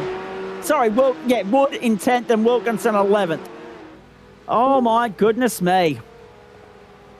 See, this is the thing, isn't it? It's like watching two clouds race each other. Good pickup, Luke. I like it. See, this is the point, Johnny. Nights like that, like even the hard, enthusiastic, passionate racer inside you, this is by far the better option on a night like this. Yeah, I much prefer sitting here in the comm box watching the race than being on the track, because honestly that last lap down the Dotner straight, it just looked like as if you were just driving over the river and not actually making any contact with the road. So yeah, I'm not exactly too jealous of the drivers, but I'm pretty sure they're happy that it's over now. Kurt Normanson's just jumped into the commentary box from the AM split. We'll get the results of that to you very shortly. But yes, extremely wet. And if that was real world motorsport, we'd have a 3-hour delay on our hands. And that's the difference between the sim world and the real world, ladies and gentlemen, laid there for everybody to see right there. Oh, turn the taps off, please. I don't think any of these Porsche drivers are ever going to want to see a wet race on the platforms of the Gentleman Sim Racing Club ever again. I think I noticed something as well. There's a bit of a correlation when the track wetness stepped from wet to extremely wet. It was as soon as you mentioned that the Swans lost tonight, so I think I might have to do something with your tears, mate. Yeah, that's enough of you, Johnny. Thank you. Nice cameo, but save the comedy for me, please. I'll pay that. That's actually really good. It won't just be me either. There'll be a few other Sydney Swans fans filthy tonight. Oh dear. Well done. He's made himself right at home. He's become nice and comfortable on the first night, hasn't he, Andrew Neal? Just with that little drive-by. Very nicely done. All right. Let's straighten up here, boys. Let's have a look at some results for you. And we can tell you that everyone's now finito. Only 11 cars home on the lead lap. Benici, McCurtain both get classified because they've finished the race on pit lane a lap down. You had to finish 6 laps of a 7-lap race to be classified on 75%. We've done a full lap in overtime for the first time in quite a while here. And Joel Farley has prevailed by 7.3 seconds. And in the end, the margins are extraordinary. 35 seconds back to John Akers, 20 then back to Cooper Friend. Adam Lavis was another 53 seconds down, or 58 seconds down the road. Held off Todd Suter and Greg Heaney, who charged home late in the piece. He's actually here ready to have a chat with us. And then Paul Wilson, Matt Schmidtke, and Jason Wilkinson and Paul Wood. So what's happened there is Paul Wood's picked up a penalty on the last lap. He's picked up a 35-second invoice. And he wasn't able to actually serve the drive-through transit at the end of the race there. So that's the main change. Wilkinson goes into the top 10 and Wood goes out. I can't actually pick up any other changes on that leaderboard at the moment. Wilson, Schmidtke, Wood, no. So that's the only one. Wood has fallen out of the top 10 and Wilkinson has been promoted. Holy cow. I'll get to Greg Heaney in just a moment because he's muted. Final thoughts on all of that, Johnny? I mean, really impressive from Joel Farley. If he's not going to stay, I mean, he'll stay obviously because we're at that point of the season now where allocations are frozen. Split allocations, that is, are frozen until the start of the new term. But that was an elite drive tonight, so I wouldn't be at all surprised to see him in the top tier of Porsche Cup racing on this platform next term. Yeah, 100%. I think you might even give some of the elite guys a run for their money if it was in conditions like that again. So, yeah, congratulations to him. And it really just goes to show that, you know, as much as you can practice in dry conditions, the rain really is the real equalizer, as someone great once said. Yes, yep, absolutely. Never a greater equaliser than that, and really the worst possible conditions we could have thrown at these blokes. I mean, really, to be fair, I mean, obviously it's amplified because it's the Nürburgring, but you wouldn't want to race in a deluge like that anywhere, I wouldn't imagine. Yeah, it's pretty crazy, to be honest. But yeah, good on to all the guys. Greg Keeney reckons that was an experience. We'll hear from him about that in just a moment. He's finished 7th tonight, down 2 on where he started. Joel Farley, most positions gained. Cooper Friend, most positions gained from 18th up to 4th. But can we have a look? Andrew, have you got the capacity to bring me back to the qualifying results sheet, mate, if you were able to bring that up at your end? I just want to see if everybody set a time there. And if that's the case, then Cooper has most positions gained and that stands. You are going to put me on the spot there. Let me see. There's the race results. Even if you can just bring us up to the grid sheet, mate, whatever works. I'll let you have a little bit of a play with that. Kurt Nommensen, was it as biblically wet in your server as what it was in ours? Oh, that's putting it lightly, mate. It was awful. Honestly, it was awful. From your standpoint, though, talk us through the race from your perspective, mate. We'll have a look at the results on screen in just a moment, but what do you make of it? Oh, I had a great time, mate. I drove up 10 positions in one lap. It was great. I love it. So there are the race results again. Adam will get to us with that information a little bit later on if he's crunching the numbers tonight, but he usually has an early start on a Friday morning, so I'm not really sure if he'll be able to do that. If you're just joining us, there are the race results. Joel Farley, the winner, and comfortably so in the end, despite a fuel save masterclass from Jack Allisey, a mistake at the start of the final lap put him out of business there. 10 positions in a lap. What was the finishing position and how many in the field, please, Kurt? We had about 14 on track. I ended up on track P2, but apparently I've just been told that with the drive-through penalty on the last lap, I got 4th. Oh, just off the podium. Jeez. But you won't line. You're in good company. Plenty of drive-throughs acquired tonight. Oh, it was easy to get them. I pit the first time and, come out, and it just felt like the car just wouldn't turn. It was very different, even though I didn't change tyres. Just having a look too, with regards to next week, there's a comment there. You're right, Andrew. I will work this out soon. You're right, mate. I've missed that comment there. Just work out. Restream was saying something with regards to the start next week, and that if it's a restream, that's usually Adam Lavis. I just can't read what's behind the graphic there at the moment, but that's okay. It'll be the early start next week due to the final round being a super sprint. Copy that. Thank you, Greg Heaney. I have tried to help Andrew out via the Discord as well, is the word coming through. Thank you very much, Lee boys. Appreciate that. That's Dan Yeaman reaching out to you, by the way, Andrew. Good on you, Dan. Thank you, mate. Hopefully see you back next week as well. And hopefully we'll have full live coverage on Wednesday night.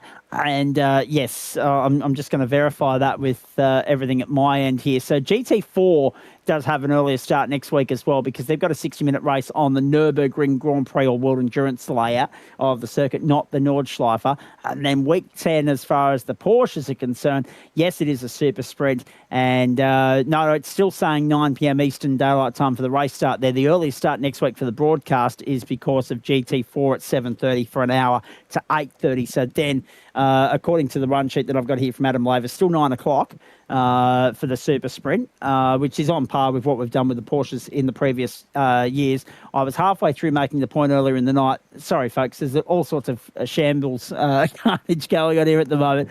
Things happening left, right and centre, trying to wrap my head around it all. I didn't get a chance to finish off the point. Join us Monday night. My early work start is next week, not tonight, you goofs. Oh, okay. Thank you, Adam Lavis. Appreciate that. So he might be able to he might be able to finish updating the points for us tonight. We appreciate that. And we'll get to GT4 for full replay of that for you very shortly as well. Johnny, are you keen to stick around with these shenanigans for GT4 as well, or are we going to lose you at the end of the Porsche coverage, please? Unfortunately, I have to go interstate tomorrow, so I'm going to have a bit of an early wake up, but I will stick around for the interviews and stuff. But yeah, I appreciate you guys having me. Define interstate. From where to where are we going, please? Unfortunately, the nation's capital, where all the great decisions are made for the country. Okay, lovely. From which part of the world are you flying into Canberra from? Sydney. Oh, okay. Well, at least it's only from one progressive and civilised state to another. No clock changes involved for you tomorrow, you lucky so-and-so. We'll get to Greg Heaney in just a tick. 7:25 Eastern Daylight Time, ladies and gentlemen. Monday night and Wednesday night, because we've got an earlier start, 15 minutes earlier than usual for the Legends on Wednesday night, and for the Super Formula Lights on Monday night as well. GT4, it won't be live, but it is an earlier start for those of you competing in it next week from 7:30 Eastern as well, not 7:40. Porsche's still locked in for 9 o'clock at this stage. If any of that changes, check the banners that we'll put up on Monday morning confirming our broadcast times and details and all the race information ready for week number 10 of Term 1. Hard to believe we're there already. Wowee. All right, let's carry on here. Greg, had a chance to dry off yet? No. That was, an experience. I'll tell you that much for free. To be honest, I didn't actually mind it too much. At one point, I'm pretty sure I had Broden behind me, and I'm thinking, I said to Paul Woodsy, because he was in our server as well, I was like, is that you behind me? He's like, no, because I can't see. I was like, oh, okay. So it's Broden then. All right, because I know Broden can be aggressive. I'm thinking, please tell me you're not going to go for a move in a spot where it's not ideal to go for a move. And then I think it was about a lap later after my my last pits, or I think it was about a lap into my last stint, not realising how much water had actually come down over Flute Flat. So I had a slide there and ended up in the wall. And if if Andrew was on the buttons well enough, he would have seen it, wiped the wall there. So I had to limp the car back 3/4 of a lap. Surprisingly, Todd Suter didn't actually catch me on the track. He only caught me once I got back to the pit lane. I was running around with about 22 and a half. Oh, it was about 15 degrees left hand down, so that was rather interesting. I guess the other point that we really didn't get a chance to focus heavily on in all of this was that it was a defining round of the championship. So John Akers coming home in third place there, best of the championship contenders from what I can really sort of ascertain at the moment, whilst Adam's chipping away at the points matrix right now. We'll give you an update as soon as that comes to hand as to what it all looks like going into next week, and hopefully we'll be able to bring you some results from the Pro and AM splits, or the Elites and AM splits as well, ladies and gentlemen. Johnny, I'm going to put you on the spot here, mate. I'm sure you've got a question of curiosity for both Kurt and Greg while they're here. Yeah, my main question I just wanted to ask was, all right, given the long length of the track of the Nordschleife combined and stuff, what was your approach once you actually hit the northern loop? Obviously you couldn't really remember all the puddles and how wet certain areas of the track were. So what was your approach, even after you got the first couple of laps out of the way and got the nerves sorted at that point? I just wanted to know, what was your mindset? Keep the thing off the dry line and keep it out of the wall. that was pretty much it. It's just pretty much keep it off the dry line, because that's where it's going to be a lot slipperier under any amount of water. Let alone the as Kurt mentioned, the biblical amount we had tonight. Just keeping it off the dry line as best as possible, and trying to keep it off the fence. So yeah, there was a few moments where it was a little bit slippery, or it'd catch you out. I know Woodsy had a moment that was just out of the blue. The things just snapped underneath him and sent him to the fence and whatnot. So yeah, it was to try to keep it in a straight line and off the fence, really. Yeah, I can only imagine fluid parts as well, especially in that cup car as well. It's hard enough when you're going flat out in the dry and you feel the front just lift up and you feel like you're about to take flight. But given you had the spray in front, you probably really had to rely on that muscle memory, didn't you? Yeah, you couldn't see a thing, and it was definitely lift, or if not lift and brake coming up the hill. Yeah, but good on you, man, for making it through as far as it did, and to you as well, Kurt. Yeah, it was tough out there. There was a lot of downshifting and extra gear on most corners, just trying to get the front of the car to pivot and not, sail off and end up touching the white lines or touching the grass. And the moment you did that, yeah, it wasn't great. Just going to jump in here, Greg. I noticed that you had 3 stops. You may have already touched on why, but just clarify for me. Were you a little bit short for juice? No, I wasn't short. The last one was to be able to get home with a car that was still straight, being that I entered into the wall halfway through my last stint. So, I was halfway through the second last lap. I'm like, and Mav's like, if you can make the end, don't pit, because you won't end up with a penalty because of the meatball if you make it to the end. And I'm like, I'm struggling to keep the thing on the road. I'm going into the pit lane. So, yeah, it was just a stop. I went in the same time Matty did, so it was just into the pit, fast repair and go to get it home. So otherwise, there was no way I was making the last lap in a semi-straight car. No, that's exactly right. Now, I'm going to throw another question at you both here, and I'm sure Johnny's got another one or two for you as well. And then I want to ask you about next week. But let me ask you this, boys. We've hailed the Tempest weather system. We love what it's done for iRacing and how it's reinvigorated everything that we're about here. And it's brought a whole new element to the virtual racing world, right? But have either of you ever driven anything as diabolical as that? Yeah, when the Tempest system first came out, I was doing the wet and wild stuff when they first released the rain, and it was probably worse than this around the Nordschleife in GT3 cars. Greg? I may have had a dabble with it, just a few test drive sessions to see what it could do, but I actually didn't mind it tonight. Yes, it was sketchy at best in most places, but it means you've got to drive with a bit more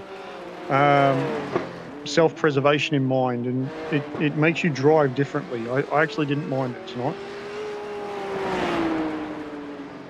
Now, I'm already reading comments to suggest Cooper Friend, one of the first to pop up and say, why rain again next week? Apparently there's rain in the server for the island. Surely you've seen enough of that to last your season tonight. He's already used the word trauma in relation to having to deal with the weather tonight. There will be a few people that next time we come here, if there's rain, it'll bring back PTSD sort of vibes. But next week, Phillip Island, thoughts on that? Would you like to see an all dry server? Well, it's Victoria. You could have wet and dry. Correct. Makes sense. Actually, you could have a sun shower. From the weather I was seeing, it was going to be dry and then wet depending on which race you're in. So I'm looking forward to seeing how people can adapt. That's the main thing. Watching how people adapt to it all. Would either of you welcome? I mean, Greg, to be fair, we ended up showing the open split tonight because the numbers were atrocious in the pro split, the turnout, the attendance. Would you welcome a combination, a joint venture with the elite split and the open split sharing the stage next Thursday night if the opportunity was there to do it? We've already had this discussion within the committee. Unfortunately, we're not going to merge the servers to close out the series. I know for the spectacle and so forth, as I'm just watching the YouTube stream, as Andrew did actually catch me going into the wall at warp speed across the top of that crest. And he didn't miss much tonight, don't worry about that. Oh, yeah, no, I hit that wall pretty hard, and then it was just a matter of limping around. But back onto the series, we'd already made the decision prior to this week that we weren't going to merge the two together, being that it was as far into the series or the season as it was. However, for next season, We are going back to 2 servers, so we are still going to have an AM split, but it is then going back to open and elite combined. Oh, okay, lovely. I like the idea of that. I like the idea of that because it gives you the leverage if the opportunity necessitates to re-extend it, re-stretch it out to 3 splits, 3 servers. That should be so. That's exciting. Any other spoiler alerts with regards to turn 2, Greg? No, I'm going to let you do that next week. Oh, thank you. I love it. And looking forward to that immensely. Kurt, first time we've had a chance to catch up with you this week. What's next for you, please, buddy? It'll be back here next week for supercars. I'll be mostly focusing on that because, as I said, next season will probably be switched to that. So it'll be peak up and supercars. You'll only see me next season. So switching my focus and starting to put in a little bit more time to there. More likely 2 servers, 2. Okay, thank you, Adam. So we're getting corrected by the boss on the fly. I love it. Hey, was a very good race actually. It's feeling that I didn't qualify. Okay, so that answers the question that I was trying to get to the bottom of. Cooper didn't qualify, so he doesn't get most positions gained. So that'll go to Adam Lavis, won't it? With 11 positions gained. I think I'm right in saying we've got representative from the AM split actually coming in to have a chat to us now. Jordan Dakin's in the house, ladies and gentlemen, so we'll get to him in just a tick. Yeah, interesting sort of vibe about all that tonight, and quite incredible, guys. When you think about 25 kilometres, you think about it being 8 minutes and 20 seconds around in the dry. You guys were struggling to crack 10 minutes at the end there. Such was the deterioration of the circuit, the weather conditions that you were driving in. I as I said before, I didn't mind it, but yes, because it's so long, as Johnny mentioned before, you don't remember where the puddles were, and you find new puddles on the next lap. So it was, interesting. I actually do have one question as well. How Go for was it, Johnny. how was the surprise on the Dotner Straight when earlier laps, the conditions apparently, according to what we were seeing, wasn't exactly as wet, but definitely towards the end, it was actually classified as extremely wet. So what was the surprise when you got into the Dotner and then you tried to put the throttle down? Like how big of a difference was it? There was a puddle before the bridge, and I had my traction control blinking at me at full pace down the straight. So that was there was a puddle there somewhere, and I think it caught Paul. But it didn't catch me out. I felt it, but it didn't catch me out. But that was it was certainly made you stand up and pay attention.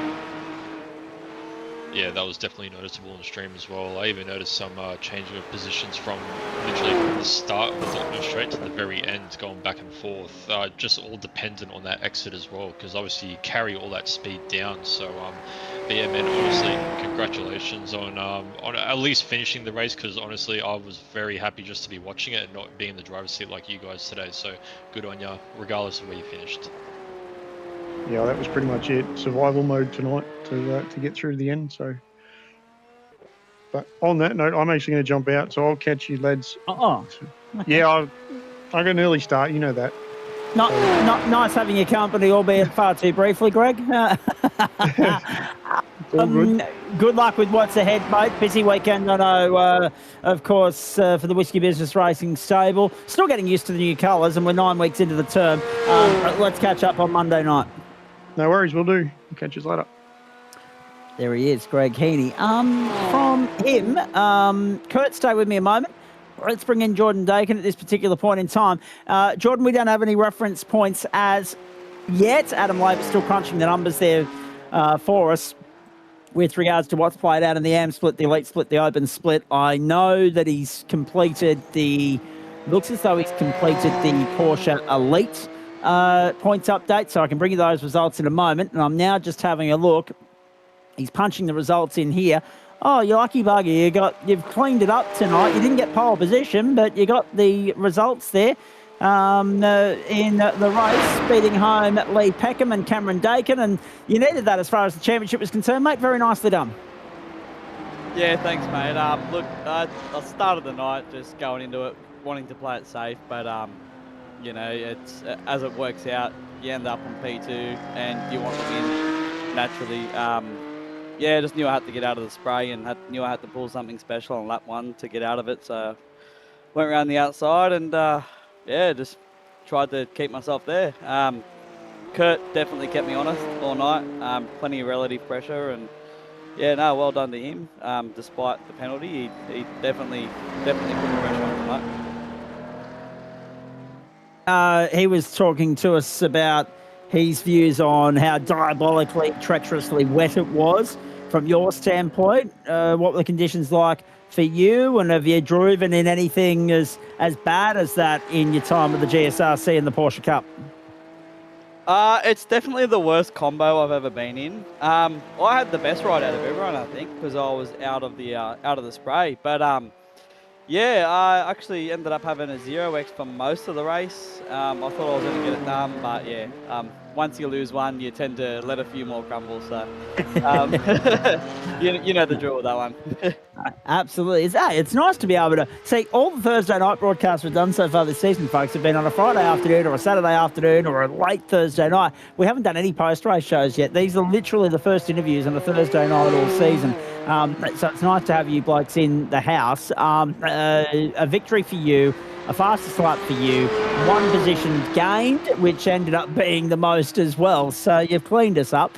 I mean, a difficult night for so many, as you can see there on the results sheet. Only the 15 starters in all of that. First to you, second to Lee Peckham, third to Cameron Dakin, and fourth also to, not Tristan Koch, Kurt Robinson, and fifth in the end there to Joel Hansen. So there are your results, ladies and gentlemen, for the Porsche Ram split. 431 for Jordan, 395 for Cameron. So it's very much looking like it's going to be a Dakin 1-2. Just depends which order. Kelly McLaren 346, Lee Peckham 345, and Joel Hansen 288. So things very spread out there, mate, but still 3 big races to go. Family warfare, family bragging rights at stake next week at the Island. How are you feeling about the Super Sprint? And going in with that buffer that you enjoy, which is 36 points at the moment, and finishing the job off. Yeah, we've definitely talked about it, as you can imagine. You know, bit of cousin rivalry. That's the relationship. That was my next question. Yeah, Thank you. Yep. Cousins. Yeah, but we've talked about it. You can probably work out the direction that it's heading. Considering we've both kind of got a hand on it, we may have a special livery panned out for next week. Yeah, you'll have to wait and see that, but it's pretty cool just to play a few mind games. Yeah. It's going to be interesting to see when we check in, because we're actually bringing everybody at home your first race next week, the Open Split second race, the Elite Split finale. Although I dare say on the night, it'll be at the discretion of my producer director here, Andrew Neal, which order we do that in, based probably on field size more than anything else, and which titles are still on the line as well. So at this stage, Am Open Elite will be the order in which we bring you those 14th, 15th and 16th races of the season from the gateway to hypothermia, where surely it can't be, I know it's Victoria, but surely it can't match that, what we just saw tonight at the Nürburgring Nordschleife in terms of the degree, the level of wetness.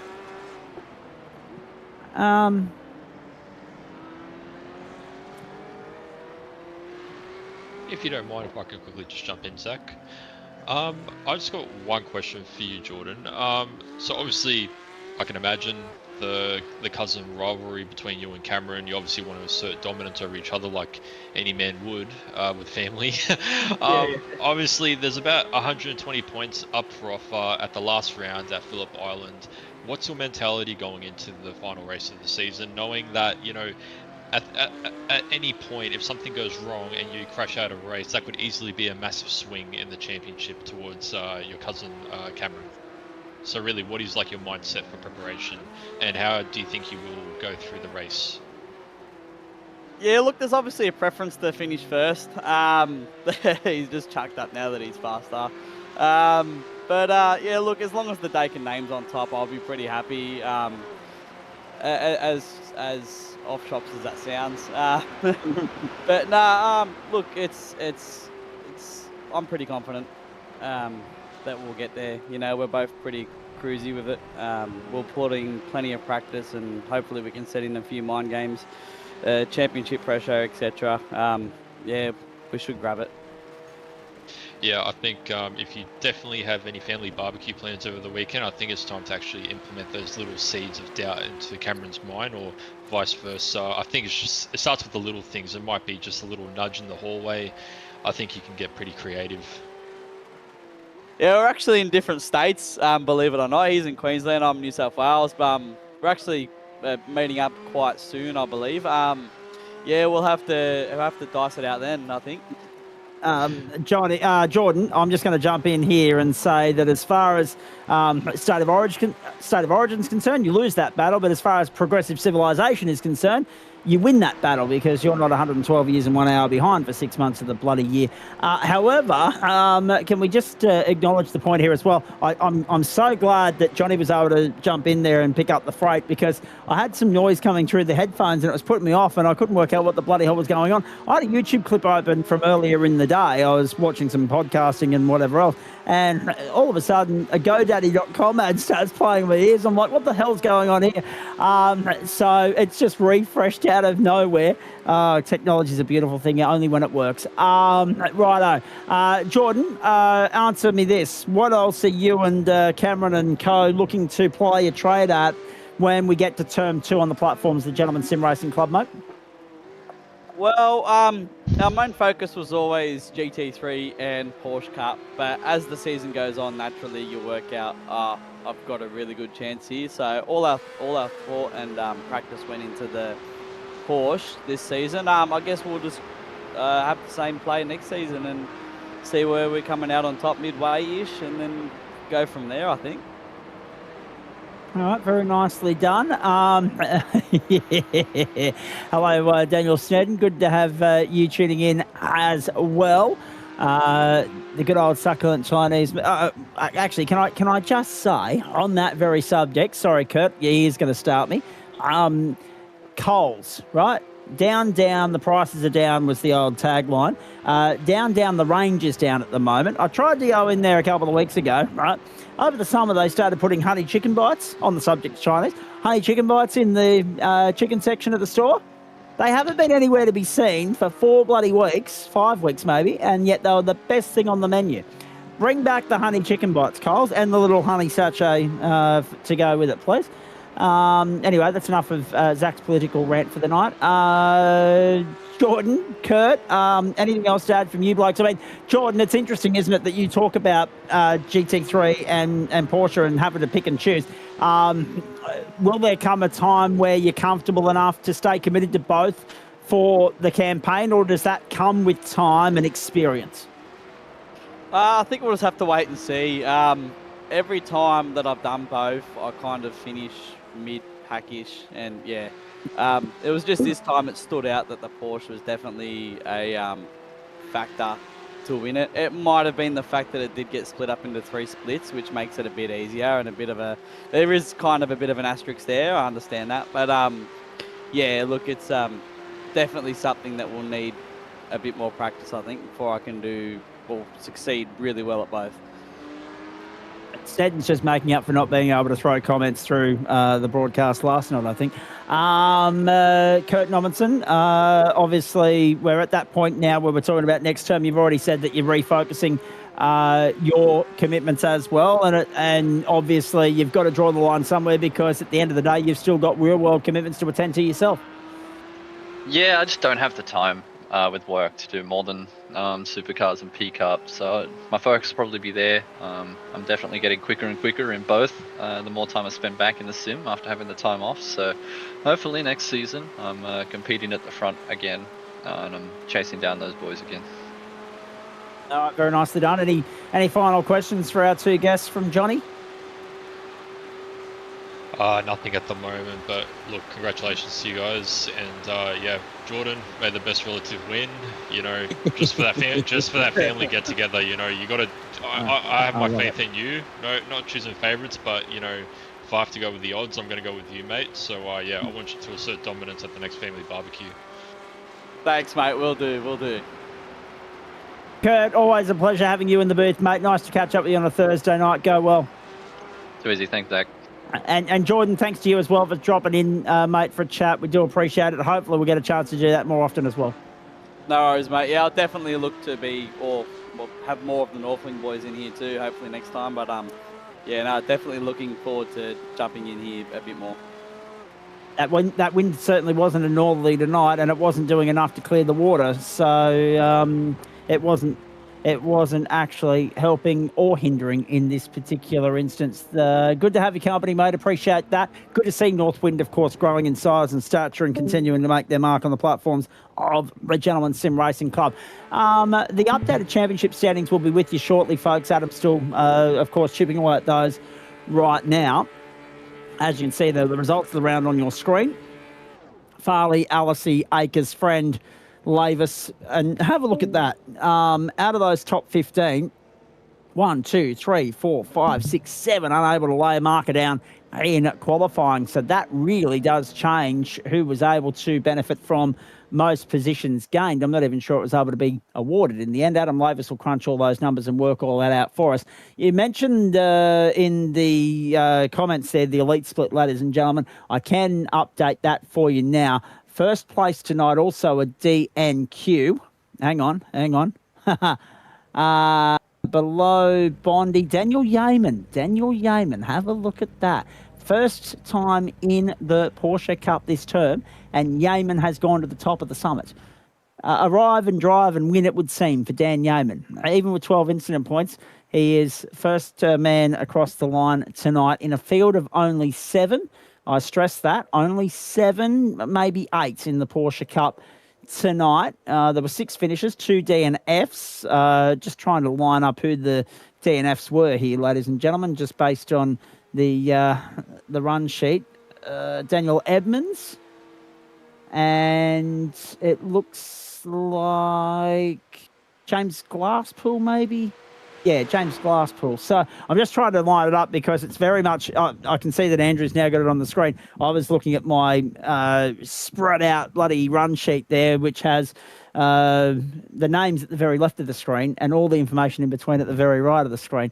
So yes, in all of that, only 3/4 of the field came home. Yeaman getting the job done. Willie Blair in for second, now moves up to third in the point standings. Third went to Andrew Dyson. Alexander Barrelon doing a very nice... Nick Wood doing a very nice job out there to go to fourth.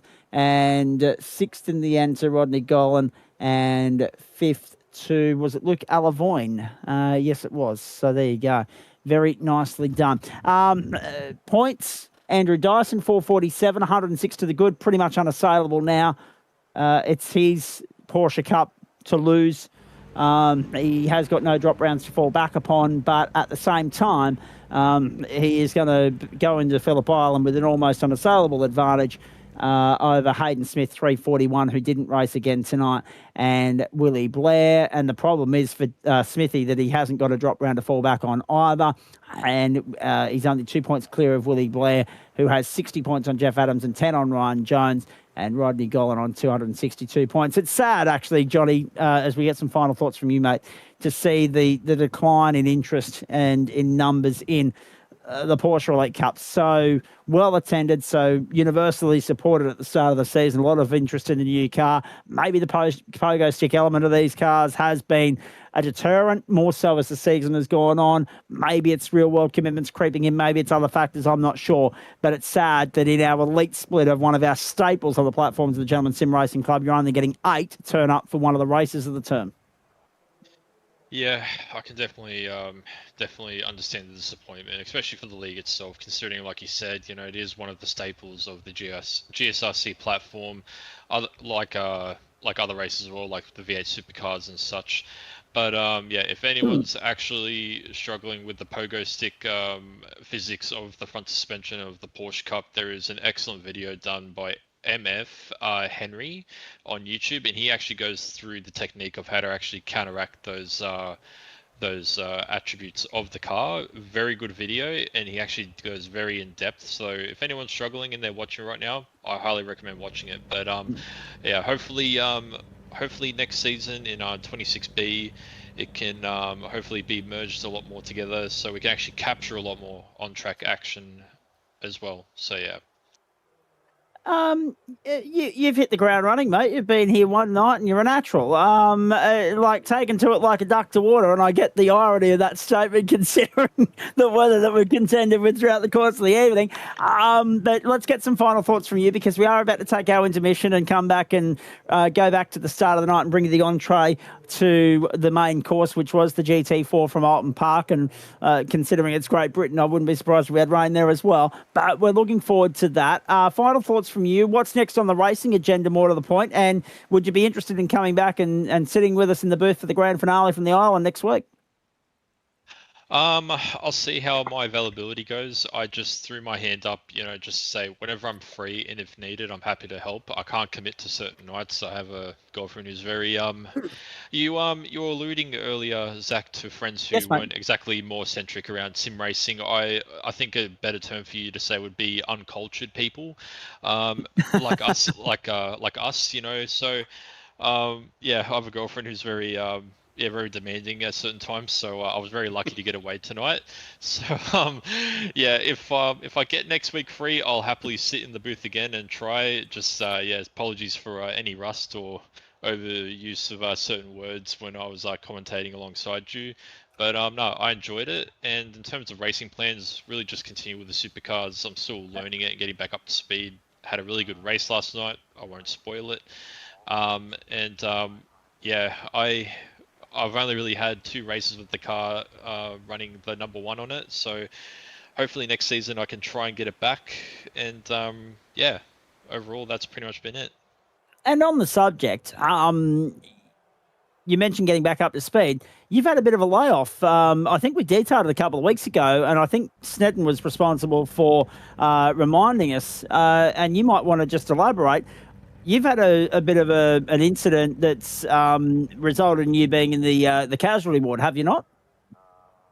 Yeah. So I was a little intoxicated on an afternoon right before New Year's Eve, playing basketball with my little cousins, just having some good fun on the driveway, shooting some hoops, and unfortunately the enhancements of alcohol made me fall and roll my ankle a little bit, and I fractured the bone going along the pink toe side of the foot. So was just a little fracture, nothing too bad, but really it's just been the physical recovery has been a bit uncomfortable at times, but I'm just glad to be back racing. I've really missed it, and I'm actually loving it more than ever. So in other words, we're not expecting you to be the next Andrew Gaze come this Christmas holidays, yes? No, not really, no. No. I'm actually intrigued. Was it going for a slam dunk, or did you just take a sidestep and roll the ankle? I'm gonna man up and just admit it was a sidestep. Someone, I forgot what the kids say these days on the basketball court, but yeah, he did kind of sidestep me, and then yeah, the beer, the enhancements of alcohol just kicked in, and then we kind of went the opposite way of where we wanted to go, and yeah, just fell to the ground. So yeah. That is fantastic. I can't say anything. I'm hopelessly unbalanced and coordinated. I've got 2 left feet, and I would do that rubbish sober, so I can't say anything. Johnny, terrific to have you in the booth, mate. All the best with getting back up to speed and getting back into the swing of things with the supercars. Adelaide Street Circuit Wednesday night. Hopefully, actually, when you described the GF the way that you did, I was kind of hoping that you were in a soundproof booth, as you were saying that for your own sake. But next week, will you be able to get let off the leash, so to speak, to go and rip and tear around the streets of Adelaide in the supercar finale for us? Yeah, in the contract negotiations, I was able to squeeze in Wednesday nights for the supercars. So, yeah, it was a bit of a clause I was able to sneak in, and now the contract's signed. There's no changes, so we're all good for racing. It's just the commentating part I think will be a bit more difficult in terms of availability. But Yeah, and yeah, that trip to Canberra tomorrow is actually related to her somewhat, so I won't be able to practice Adelaide as much, but I'll definitely give it my best crack and yeah, do what I can. I was going to say, well done, because you're more than one step ahead of me there. I'm single for a reason. I just can't seem to attract them, and don't make the effort to do so after, well, too many failed attempts and too many trips to therapy. So you're ahead of me in that regard, Johnny. Well done. Appreciate that. And now that I've shared a little bit too much information at 11 o'clock Eastern Daylight Time on a Thursday night, that might be our cue to take a break. On the way there, John Akers, 352, leads Matt Schmidtke, 333, Broden Friend, Cooper Friend, 318, Jason Wilkinson, 310, and 302 for Todd Sitter. We talk about championship implications. We failed to mention in all of that one of the dominant forces in this championship has dropped out of that race for the title. That top five, that was a top six coming into the night. It's now a top five, and 50 points covers them going into next week. But as you can see there, Todd Suter doesn't have a round to fall back on, and Jason Wilkinson and Broden Friend don't have much to fall back on, and Matt Schmidtke and John Akers only have a little bit to fall back on there, should it all go belly up next week. Over 100 points on offer next week, so you don't want to be relying on one of the drop rounds when the allocation or the fallback is that small, when there's so many points up for grabs in the grand finale. 19 points the advantage in favour of John Akers. He's turned that around. He now leads Matt Schmidtke. He trailed by 3 coming into the round. I appreciate that, Johnny. Well done. He's got his vocabulary already very well established there, ladies and gentlemen. Some good motor racing references in relation to his real life relationship. I like it. It sounds very Crompton-esque, and we described it earlier in the night. I jokingly said, because he was saying, "I'll follow your lead," I'll be like, "Okay, you can be the Neil Crompton to Lee Diffie." That's the kind of vibe that I was trying to give off, and I think we've already got that down packed. Thank you to you, Andrew Neil. You're staying with me because very shortly we're going to go back and replay all the action from GT4 from earlier in the night at Oulton Park. It's 8 o'clock on the West Coast. God love you, Western Australia. You finally get to watch something in prime time this term. And, of course, it's 1 a.m. in New Zealand, so get the coffee brewing. We're not going to bed just yet. These are the platforms of the Gentlemen's Sim Racing Club. This is Thursday Night Motorsport across Facebook and YouTube. It's live for the first time in 2026. It's terrific to be so. Night 4 of week 9 of term 1. We do it with thanks to Waste Options, Disruptive Labs, Trophy AI, merch.tgsrci.com, and Flash Graphics. At the end of the broadcast, we'll give you a look ahead to what's coming up over the next 8 days of competition. But a reminder, merch.tgsrci.com is where you go for all your related GSRC merch and paraphernalia, and race.tgsrci.com is where you go for all of the relevant information regarding who we are, what we do, and the when, where, why, how, what, when, etc., and so forth of what it's all about into the 24th season we are of this caper, and we're loving every single piece of it. We hope you are as well. But if you want to get involved as either a sponsor, a commentator, a broadcaster, a producer, director, or as a competitor, that is where you go. So race.tgsrci.com. I'm just trying to remember who, what, when, where, why, how. I think I cocked that up, but at least I've been able to correct it. We take a break.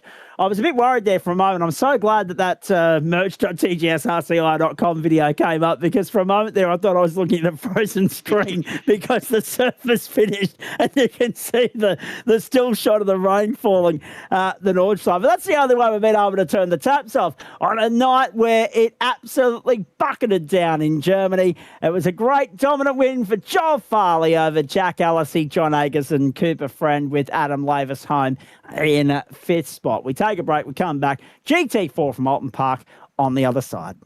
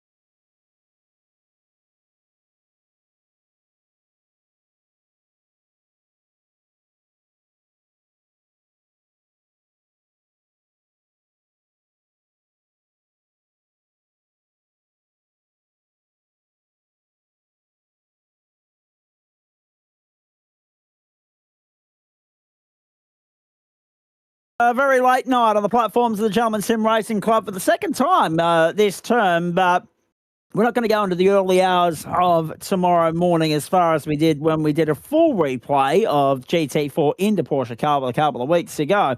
We've already covered the Porsche Cup live. We've now rewound the clock about 3 hours, and we're lining up for, or 3.5 hours, in fact. So just a little bit further behind than what Perth already is. Ladies and gentlemen, as we rewind to bring you all the action from Disruptive Labs GT4 from the Oulton Park circuit in Cheshire in the United Kingdom.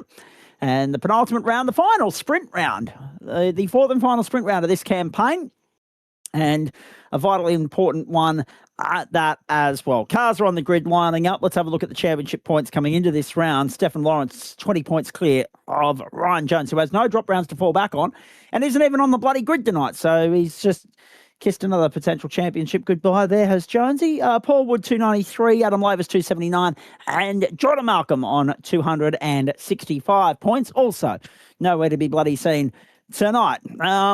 So, yeah, the chance is there for the likes of Dale Sharp and Andrew Franklin to boost their championship rank as the next 2 rounds play out. This week, sprint racing. Next week, 60 minutes around the Nürburgring, not the Nordschleife, and hopefully for their sake, dry as well. Let's have a look at the grid for this opening race of round number 9 of the season. Race 12 of 14, Andrew Dyson. See, they missed a really good opportunity there to sell everyone a dummy and have Andrew Dyson pose as Ryan Jones for the night, didn't they? Did DPR Racing? Wouldn't that have been a stitcher? But Dyson, of course, the defending champion, finally back in the fold in GT4 and the Mustang. Stefan Lawrence there in second position. Paul Wood, Adam Lavers, second row. Dale Sharp, Michael Adams, third row. Brian Levitt, Joel Farley, fourth row. Will Ramsden and Andrew Franklin from number 5. From row 6, it's Mark Register and Brett Bradbury not showing on the grid at the moment. Cars move off behind the safety car right now. Late night, Thursday night motorsport for you, exclusive and free. This is an as live replay of Disruptive Labs GT4 across Facebook and YouTube. We've just gone 18 past 11 on the East Coast, 18 past 8 on the West Coast, 18 past 1. A very good morning to our mates over in Aotearoa. Andrew Neal alongside Zach Caben. Here we go again. 2 races to get through. Nice, short, sharp and sweet affairs. 16 minutes and 27 minutes the journey here. And we are set to watch the Mustang take on the Porsche. The 2 teammates from Aussie Races on the second row of the grid in Adam Lavis and Paul Wood. Onto the main straight we go. Invert top 10 for the second race, so that's almost a full invert considering that we're down to 11 in this field. Small numbers for week 9 from Oulton Park. Let's go! Paul Wood, a blinder of a start, got the better of Stefan Lawrence. Lawrence has gone nowhere and been absolutely swamped. Dale Sharp down the inside. 5 different manufacturers in the top 5 at the moment. It's been a long while since we've seen that in GT4. Ford, Mercedes, BMW, Aston and Porsche out along the back of the circuit for the first time. A clean start for Andrew Dyson, who says, Jonesy's not here, so someone has to fly the DPR flag. I'm happy to do it. Catch me if you can. And have a look at the striking livery that he's running with there this evening. All the American colours, front and centre, the red, the white and the blue, as he makes his way through to the first of the chicanes. Good, clean start. Paul Wood, a blinder. Dale Sharp up 2 spots. Pete Matson tuning in late night. Good evening to you. Actually, sorry, not as late in your part of the world, obviously, yes. That little time lapse of about a century, plus 12 years, plus 1 hour to Queensland, of course. Andrew Dyson, the leader. It's a house full of Andrews at the moment. A Dyson leading on the racetrack and a Neil leading the way here in central commentary. Brian Levitt off the road, the first off track of the race. So it's Andrews left, right and centre. Interesting to see the defending champ making a cameo appearance. This has got Matthew Dench vibes all over it.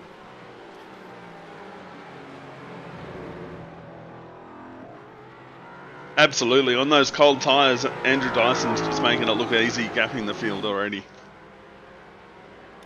And he leads at the end of the opening lap to Paul Wood, to Dale Sharp. Stefan Lawrence back into 4th place. But really, when you look at the championship standings, That's good. That's good enough. Like, I mean, he's got 39 on Paul Wood. Woodsy's not going to take 39 out of him in this instance if things stay as they are.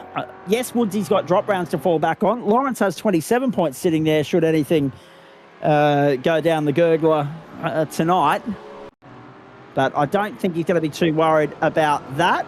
But this is what happened to Brian Levitt on the opening lap.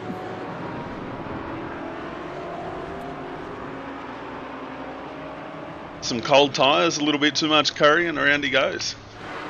Yep, and another one on the return. He just couldn't get it pointed back straight there. Could Brian Levitt, Andrew. So that's unfortunate for the Aston. Was running in the top 5, now sits down in 11th position.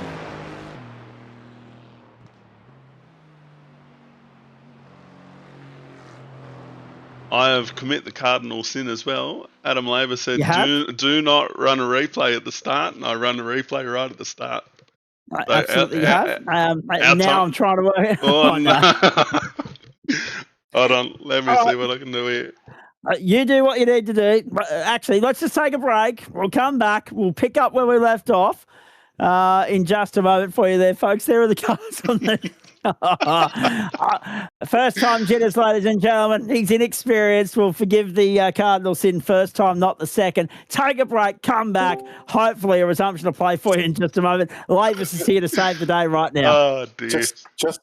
Just do whatever just do your most recent incident and then go from there. Hold on. No, because I've stuffed it up. Sorry, boys. Let me go back. We were on lap 2, weren't we? Let me go back. Yeah. Let me go back, Andrew. Can't believe I did that. Andrew as soon as you saw it, I thought, oh no, here we go. Andrew Dyson, heat 1. Let's get it here. We hit go. So we're going to join lap 2. Make sure you hit the start recording button in your bed. Yep. Make sure it's working. And you'll probably have to reset the timing screen as well. That's all right. You can't do that. Oh, no, you can't do that? Okay. Are we live at this particular point in terms of everyone can hear what I'm saying at home? Yeah, everyone can still hear us. Okay. Just making sure that I use the appropriate G-rated Mickey Mouse, Walt Disney type language. That's all. So... Dyson leads on the second lap. Welcome back, everybody. Good to have your company. We might have to just not refer to the totem pole as vigorously as what we normally would, because that's going to give us a false reading for the next short while, but that's okay. Andrew Dyson, the leader, comfortably at the moment. Here comes Stephen Lawrence down the inside, having a look at Dale Sharp. Wasn't able to get that done. I think that was about where we were. Actually, yeah, I think it was pretty close. Time through, very close to the mark. Well done. Picked up where we left off. What a first night on the buttons, Zach. Oh, mate, we weren't expecting perfection. I can guarantee you that. And I don't say that to be facetious or nasty or anything like that. But no one nails this on the first night. It's one of the hardest jobs, one of the thankless jobs of the club, as you know. So, if nothing else, full admiration, because I've often said, no way in hell will I take on a producer or a director role. Dam had my popcorn out waiting for Zach to slip up. Yeah, of course you did. And race 1 will be 10 laps for you, ladies and gentlemen. Which works out. A minute 40 and 2 is 3:20 and 1 more is 5, 5, 10, 15, 9 laps. 1 gets us to 16. It is a 16-minute affair.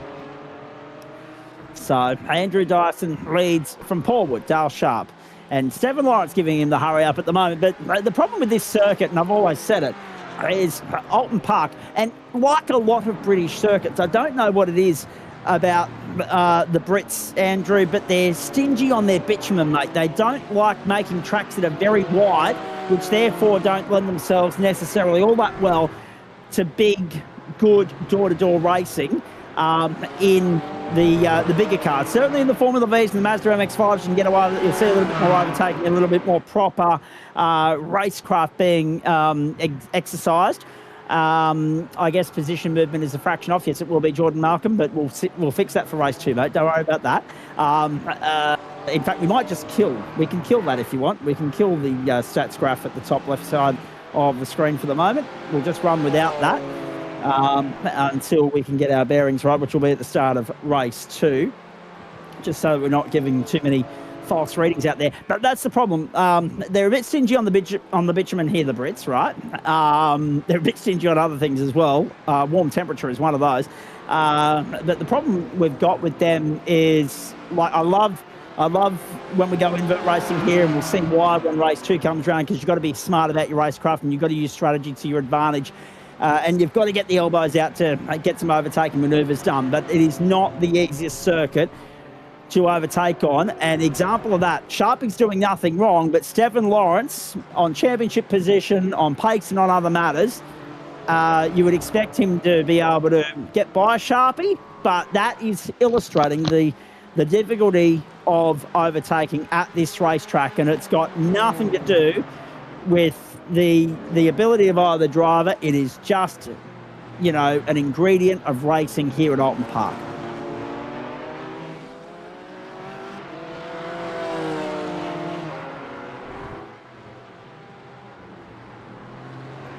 For the BMW and the Porsche, 3rd and 4th at the moment. Can Lawrence get the run? Let's wait and see. Paul Wood has gapped them. So too has Andrew Dyson. He's just checked out and taken off. So he's picked up exactly where he left off. You've just seen Lawrence have a look there on the inside. Wasn't able to get the move done and finish it. But yes, certainly in the slightly lighter, more nimble, maybe, slower in terms of outright speed cars, you get a lot more, doors out racing, positional battles, squabbling going on. We certainly haven't seen a dull Formula V race here. Just saying. Wink, wink, nudge, nudge. Season 2, bring it back. No. Andrew Franklin off the road, right on cue. Franklin's off the road. Across the line we go. Right, there's Dale Sharpie third. But yes, it is one of those circuits. Some of these tracks don't have many, if any, long braking zones, which makes overtaking harder as well. That's a good point, Brad. Yep. Because usually it will require a little bit of overcommitment, some dive bombing, some hard jamming on the brakes, getting on the anchors as well. So yeah, there's various different elements to it. So it's one of those situations where you're relying on slip-ups, you're relying on a little bit of fuel save, you're relying on your undercuts and your overcuts to work into your lap, into your favour as well. But, that's the beautiful thing about it, Andrew, and, that's from a racer's standpoint. And this is what makes what we do unique, that no two tracks are the same. Every week is different. Some tracks are going to suit some manufacturers better than others. All many different ways of saying that there are many different ways to skin a cat. Yeah, absolutely. I actually thought the Porsche would be a lot stronger around here, but the Porsche is starting out in off. Farley. No, Adams. Farley gets through. Go for it, mate. Sorry. Yeah, the Porsche's back in 4th and then tailing back from 6th through to 10th. So good, strong showing, but not quite up the front of the pack. I'm a bit concerned, actually, with Bradley's comment there earlier, waiting for Zach to slip up.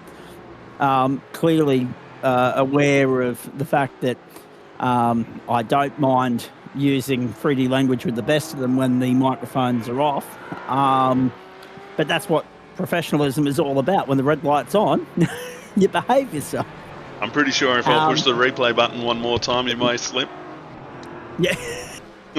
I'm very well trained over the years. I think I've only ever really... Oh! Contact! Lawrence gets into the side of Sharp, and Sharpie goes drifting. Did well to save it. Wow, Adam Lavis had to take some evasive action there. And Joel Farley will capitalise on that as well. And that's what leads to overtaking, because Sharpie's just had all that speed wash off. But he had a fair amount of assistance in washing the speed off, let's be perfectly honest. Unlucky. He'll push on. Adam Lavis now gets by Stephen Lawrence. Maybe Stephen's trying to address the situation. Maybe we'll have a look at Sharpie's obviously lost out completely. Stefan goes back to 4th. Adam Lavis to 3rd. Mustangs now 1 and 3. Merc 2. Porsche 4 and 5. BMW 6. Brian Levitt's still out there in the sole. Aston Martin down in 11th spot at the moment. Into the second half of the race we go, and that is Stefan Lawrence chasing. Doesn't look like he's actually willing to redress the situation with Dale Sharp at this point in time. Farley there in 5th, Lawrence in 4th, Lavis 3rd. But look at the margin. Andrew Dyson has put on a postcode advantage. Really, he's in a different postcode to everybody, and he was last term when he absolutely. There's the redress now from Stefan Lawrence. So there goes Farley, and there goes Sharp. There's the redress that we're all waiting for. Well played, Stefan Lawrence. Back to 6th he goes. That's a costly price to pay, but all in the name of not wearing the wrath of race control, I would suspect. And they'll press on and play on. Means that Farley's now the best placed Porsche in the field. Here comes Andrew Franklin. No, not down the inside of Mark Register. Brian Levitt's going to be the unlucky one here. Someone has to miss out in an invert situation. when it's only a top 10 invert and there's 11 in the field, someone's always going to miss out. So bad luck there. Dyson Wood Lavis at the moment. But yeah, many different ways to skin a cat here was the point we're making. And that's just one of the natural ingredients and elements of racing on these British circuits, that they are a little bit narrower. It's like, and the same applies to karting. You go racing, somewhere like the Sapphire Coast Kart Club in Bega, it's notoriously a one-line groove, very difficult for overtaking, because there's the minimum width of one of those racetracks is 6 metres left to right, and the most of them are 8 metres. But those 6 metre ones, it becomes very, very narrow, very, very tight, and overtaking is something that comes at a premium. Same applies to circuit racing, and you know yourself, because you've done enough of this sim racing caper over the years, mate. Some tracks are just better than others in terms of that racing experience. Sometimes, you've got to rely on strategy, you've got to rely on racecraft. We're not going to go Daytona-esque, if I can use that term, and NASCAR pack racing everywhere we go. Yeah, absolutely. And you look at Oulton Park, like you said, limited opportunities for passing. It's very narrow. I mean, it's almost a go-kart track by itself with big cars on it. Much cleaner second time through. Lawrence accounts for Dale Sharp, second time lucky. Off goes Register. Franklin goes through ahead of him. Don't hit the replay button. We'll get to that later. Dale Sharp, 6th. Chasing Stefan Lawrence, who's now out in pursuit of Joel Farley. Good debut from Farley, of course, with that win in the Porsches. And now, obviously, settling in on the platforms of the GSRC and the GT4. Dyson, the leader, well clear of Paul Wood. Adam Lavis is 3rd, closing stages of race number 1. Remember, we've got a 27-minute invert top 10 race coming your way in just a few moments. Compulsory splash and dash in that one as well. I think to host state titles, the kart venue has to be 8 minimum width. Yeah, and there's also other requirements with regards to track and grid density as well. So they recently extended the length of the Grenfell Kart Club racetrack, reconfigured it, basically demolished the whole thing, started again, kept the same characteristics of the old track, but extended it, added an infield section. It looks absolutely magnificent. I have no doubt that venue will host a state championship meeting somewhere down the line. It used to back in the day. The Orange Kart Club is hosting it this year. But yeah, grid density and other factors also play their part. And that is evident no better than by looking at the calendar for the Australian Kart Championship as well, which got underway last weekend. Very successfully, I might add. The Coffs Harbour Kart Club. Just repeating, Bulldogs winning Thursday Night Football over the Raiders in the NRL. Swans going down, unfortunately, to the Hawthorn Hawks in the AFL at the MCG. Oh, look at this. Door header to door header. Farley and Lawrence. The Porsches are side by side. Lawrence with the red mist having descended. Finally gets back in front of Farley. Back to 4th. 3 seconds to Adam Lavis. Time is the enemy, however, and I think it might get the better of him.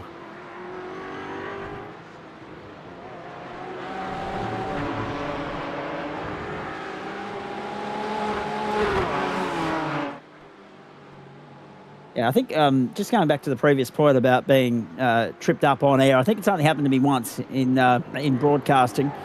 And 3 days after that, my appendix went, or 4 days after it, my appendix went. So I blame the stress of that work day on the fact that my appendix went.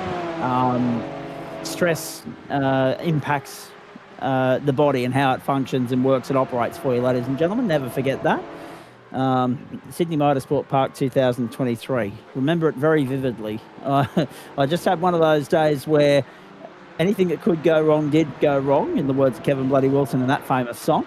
As we come up onto the main straight now, let's have a look. Should be a white flag in the air? Yes, there is. So one more time around here. Even though the clock is giving us a little bit of an incorrect reading, the positions and the timing screen are actually right at this point in time. Dyson, Wood, Lavis, Lawrence and Farley, the top five. Farley chasing Lawrence through the back section of the circuit for the final time. They're not going to catch Adam Lavis at this particular point, barring a mistake. Mark Register holding off Brian Levitt for that final spot in the top 10 for that invert pole by 1.2 seconds at the moment. Yes, everything from a half-hour delayed start to a 15-minute hold-up because of technical issues in the lunch break to, what was the next one? Oh, that's right. That's right. The marquee that we were working in, it was like we were at the, Targa West Rally or something. We were working in the marquee in the that was the commentary box, like a karting marquee, a 3x3. It went tits up because of a stiff wind direction change, stiff breeze come through. So, yeah, everything that could go wrong just went wrong that day, and Zach had a sense of humour failure after 12 hours and let out a bit of colourful language. You can, if you do a bit of digging on YouTube, ladies and gentlemen, you may still see that dummy spit online. It's not vision that I've revisited in the last short while. Andrew Dyson wins at Oulton Park. Picks up exactly where he left off last time we saw him in Disruptive Labs GT4 and gets the job done in race one of round 9. And Aussie races, Quinella on the podium there. That was Paul Wood ahead of Adam Lavis, second and third. And then Stephen Lawrence, the championship leader, ahead of Joel Farley, Dale Sharp, Will Ramsden, Michael Adams. Then you go back to Andrew Franklin, Mark Register, and Brian Levitt got to within 0.8 of a second of getting an invert pole position. So, oh, that was quick. We went straight to the warm-up. Dyson victorious, Ford 1 and 3, Mercedes second. First time we've had no Porsches on the GT4 podium in a while. Should link that vid to your LinkedIn, Zach. No, I won't be doing that. I shan't be doing that, not at all. Dyson, Wood, Lavis, Lawrence, Farley, Sharp, Ramsden, Adams, Franklin, and Register. Still a Porsche heavy field this series at the moment. 6 of them on the grid tonight. 3 Fords, in Brett Bradbury, he was a non-starter, so that really doesn't count. So 2 Fords, an Aston, a Merc, and a BMW. No love for the McLaren tonight in this field, Andrew. No McLaren at all, you're right.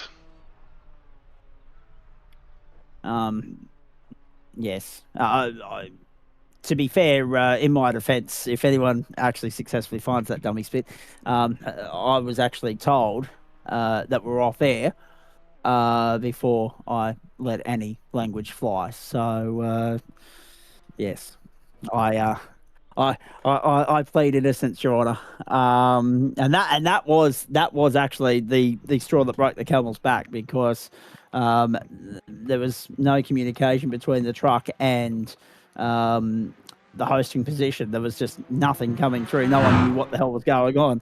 And after a while, you've spent the day flying blind every time you've left the broadcast bunker. that sometimes does get the better of you. So, which is why I love working in the virtual booth, because I've always got connection or contact with my producer and director. There have been times where our commentators or our producers and directors have forgot to turn their mic on. Joe Baldwin's done that once or twice. Dan Yeaman even did that a couple of weeks ago, and he's well versed in this caper. So it sometimes sounds like I'm a Nigel in here and having a conversation to myself, and sometimes that's true. But yes, at least I'm always across what's going on and why, when, where, and how. Anyway, enough about that. I'm giving away far too many details tonight. Let's get stuck into race 2 on the platforms of the Gentleman Sim Racing Club. Our third race of the night, the final 27 minutes of racing that will bring you this Thursday night, ladies and gentlemen. We've just gone 19 minutes to 12 on the eastern seaboard. Well, the progressive and civilised parts anyway. And at 19 minutes to 9 on the west coast. It'll be 2 o'clock in New Zealand before we finish this broadcast. 11 o'clock in the morning, local server time, 31 km/h winds. Westerly to northwesterly direction winds, 19 degrees the ambient, 21 on track. Dry conditions, a relief for all and sundry given what we dealt with the Porsches. 95% humidity, it's important to note. And this is the starting grid. Andrew Franklin will be on second position on the outside of the front row alongside Mark Register, who has the invert pole. Second row, Michael Adams and Will Ramsden. Third row, Dale Sharp, Joel Farley. Fourth row, Stephen Lawrence and Adam Lavis. Fifth row, Paul Wood and Andrew Dyson. This is going to be exciting to see how Paul Woods and Andrew Dyson can move up through the field on this track. Indeed. And Brian Levitt will start from position number 11 just to finish that grid there for you. And the other point as well, I just got a Facebook message come in, and I was like, hang on, someone's going to throw me under the bus here with regards to me talking about Sydney 2023. No, it was actually one of our colleagues from the Australian Sim Racing Group just letting me know that I've been paid for stepping in for Scott Rankin last night. So I appreciate that, Jordan Ross. Thank you very much. Andrew Franklin, Mark Register, Michael Adams, Will Ramsden. Your point is valid because they're going to have to get the elbows out, but they're going to have to be smart about it. You don't want to get a penalty. You don't want to end up off the circuit. You don't want to be coming into pit lane for a fast repair, better or worse yet, on the tow rope. Watch them use strategy to their advantage as well, particularly Adam Lavis, because he's fairly crafty in this regard. And no doubt Stephen Lawrence will have the red mist on the back of what wasn't an ideal first race for him. We're off for racing, race 13 of the championship. Sharpie down the inside, not going to get the job done. Franklin's got 2 wheels in the grass on the run through turn 1. Oh, God! Massive carnage out of turn 1. The pole sitter Mark Register has gone slipping and sliding through the grass. No control. Back onto the racetrack, straight into a sea of oncoming traffic. Carnage. Register and Ramsden on the tow rope. They're not done. Lawrence caught up in all of that as well. Dyson up 2 spots. Lavis up 1. Brian Levitt up 5 spots. Paul Wood, Joel Farley both up as well. And Dale Sharp and Michael Adams, the beneficiary of some absolute carnage on the opening lap. Just goes to show, you don't need a huge field to make it exciting at times. That was very unlucky just to come perpendicular back across the track. Very unfortunate. I cannot wait in 28 minutes' time to see a couple of different angles of that replay. I'm really looking forward to that. They're the types of replays you wish you could show at a replay situation, but we can't until we actually finish the replay of the race itself for reasons you've already had documented and illustrated to you this evening, ladies and gentlemen. So, lap 1 of the feature, and already a minute and a quarter into it, a minute and a half in fact, Michael Adams, Dale Sharp, Andrew Franklin down the inside of Joel Farley comes Paul Wood. Farley up the outside. Wood up the inside. Woodsy's got through, and Farley had a little bit of a double, a little bit of a wobble coming out of the final corner. Main straight, lap 1 in the books, and there's still a long way to go. So based on the numbers I crunched earlier, right, 3 and 5, 5s are 25, 1 left over gets you 26.40. So 5 3s are 15-1, 16 plus the transit of the lane. That seems fair, doesn't it? 16 laps? Again, Sounds about keep right. your bingo's card out and mark this off. Maths is not my strong point, right? So what I'm saying is, if we go 17, don't blame me. No, you're usually right on the money, Matt, Zach. I'm probably only helped by the fact that first lap was 9 seconds slower than race pace because of the carnage involving Mark Register and Will Ramsden. Righto, here we go. Down the inside. Paul Wood not able yet to get by Andrew Franklin. And this will prove frustrating for that line of cars, that freight train that sits behind Andrew Franklin at the moment. Again, highlighting, underlining the fact that overtaking comes at a premium around here, and sometimes you just have to wait for the inevitable mistake from the competitor in front of you, or if you can apply enough pressure to, bring about an unforced error or even force it. It doesn't matter. However it happens, take your opportunities when they're presented to you. Here's Paul Wood down the main straight. Can he make a move at 1? Is he close enough? He pulled out of the draft and went for it and then tucked back in. And behind him is Joel Farley, Adam Lavis, Andrew Dyson, Brian Levitt, Stephen Lawrence.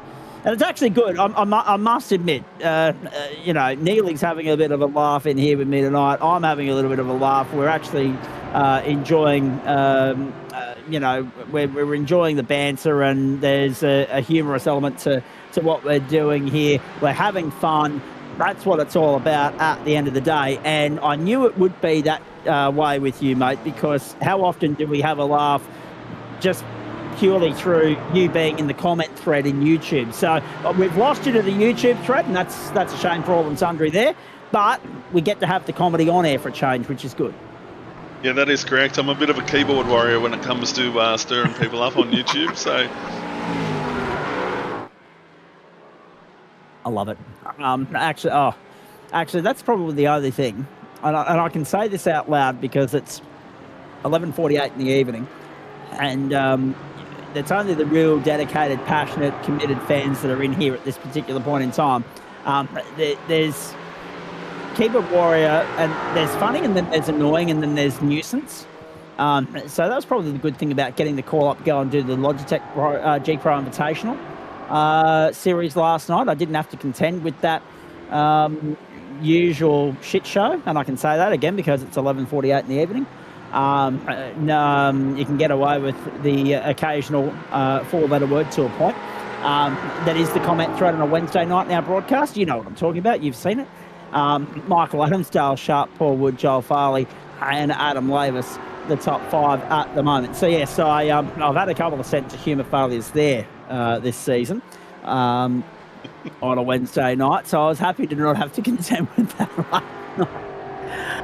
Michael Adams, Dale Sharp, Paul Wood, wide goes Joel Farley. Adam Lavis will capitalise on that. Straight through into 4th. Farley will try and fight back as they get around the outside. Here comes Dyson. Through he goes. Nicely done. There's too much momentum there on Dyson as Foley went off on the grass, lost a bit of pace, allowed Dyson to go around the outside of him quite easily. Yeah, I was going to say, I think there's different definitions and there's different places for the use of the term keyboard warrior. And I mean, and you're not an idiot about how you go about it in the comment thread. It's friendly fire, it's good banter, but then there's just some stupidity that comes up from time to time in the chat thread. We love 95% of the interaction we have with our viewers through our broadcast on social media. That's and right. The other 5% makes you scratch your head. There's fun and there's banter, and then there's just people being nasty for no reason, and there's no call for it at all. Absolutely right. Look at this. Adam Lavis under a bit of pressure here from Dyson. Yep, Mustang v Mustang. Aussie races versus DPR. Around we go onto the main straight. 7 minutes gone, ladies and gentlemen. 4 laps in the books. Great to see Lavis actually get the opportunity to go out there and steer and have a race, because 9 times out of 10 this season he's been confined to the broadcast booth, and it's a rare instance where he's actually not having to rewatch himself in action because you're here producing the broadcast and punching the buttons that he was normally punching on the Thursday night. And he did the double up a couple of weeks ago. He raced on the Thursday night and then turned it around and did a broadcast straight after to make sure that we fulfilled our obligations to bring everybody at home all the action. And that's the good thing about the YouTube channel as well, folks. Yes, it pops up in our live section and it goes down as a live broadcast, but that's then there for eternity. You get to go back and enjoy that as well. Munchie2x2, everyone in chat trying to figure out if they're in the 95% of love viewers or the 5%. No, you're in the 95%, mate. You're right. If the 5% were here, I probably wouldn't have said it until they piped up in the comment section, by the way. That's why I've made the comment tonight, because usually I can get away with it on a Thursday night.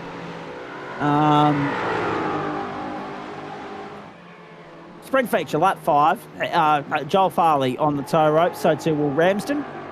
Ramsden hasn't got back out on the racetrack. Register did, but it was 2 minutes and 45 seconds, unfortunately for him, on the tow rope. And he's gone almost a lap down in the process.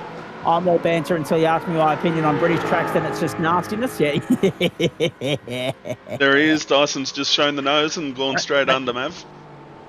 Yeah, brilliant move too. And Lavis wouldn't have fought that either, because he knows that he's not in this championship fight, Andrew Dyson. He's here for a cameo. Lavis has, a potential podium berth in the championship beckoning. He can't afford to take any risks, and he knows that Andrew's got the pace as well. So no point fighting that battle. Fight the battles you can win, and happily, concede the ones that you're not going to win. Not only is that, gentlemen, Sim Racing Club etiquette, but that's also, one of the reasons why Lavis is one of the more respected members of the club. Everything that he does behind the scenes, but also the fact that he does have good gentlemanly etiquette on the track as well. And it's been one of the cornerstones to his success, because if you stay out of those battles, you run less risk of running into trouble. Therefore, you maintain, your opportunity to finish, bank the points. And championships aren't always won purely on pace or purely on results. They're won on consistency. That is the one main strength of Adam Lavis's racing, that and his ability to fuel save as well. So, yep, choose your battles wisely. Lavis has done that. He knows that Andrew Dyson, even though it was Mustang on Mustang, par for the course, he knew that Andrew Dyson was a man on a mission, and his next target is his teammate Paul Wood. That's Adam's teammate Paul Wood. Although, who's going to dig and zag here? Because we've already seen Dale Sharp, Stephen Lawrence and Brian Levitt complete their compulsory CPS at this point in time. Might be an opportune moment to... I shouldn't break rank or break code like this, but even if the YouTube commenter in question was to actually get wind of the comments that I've just made and make the comment in the YouTube thread, we wouldn't see it on broadcast, because we've made it that those comments aren't just going to be visible. They've been made invisible. They're not going to pass through onto your screens, ladies and gentlemen. So yes, everybody can have their guesses with regards to that, and yeah, that's all I'm going to say for the moment. I don't think I need to say any further more on that particular subject. Or otherwise, I'll probably run the risk of getting into trouble, but which wouldn't be like me at all. Michael Adams, Paul Wood, and Andrew Dyson. But yes, so basically, what I'm saying to you, ladies and gentlemen, is if you're seeing your comments pop up on the screen, you're in the clear. You're part of the 95%, not the 5%.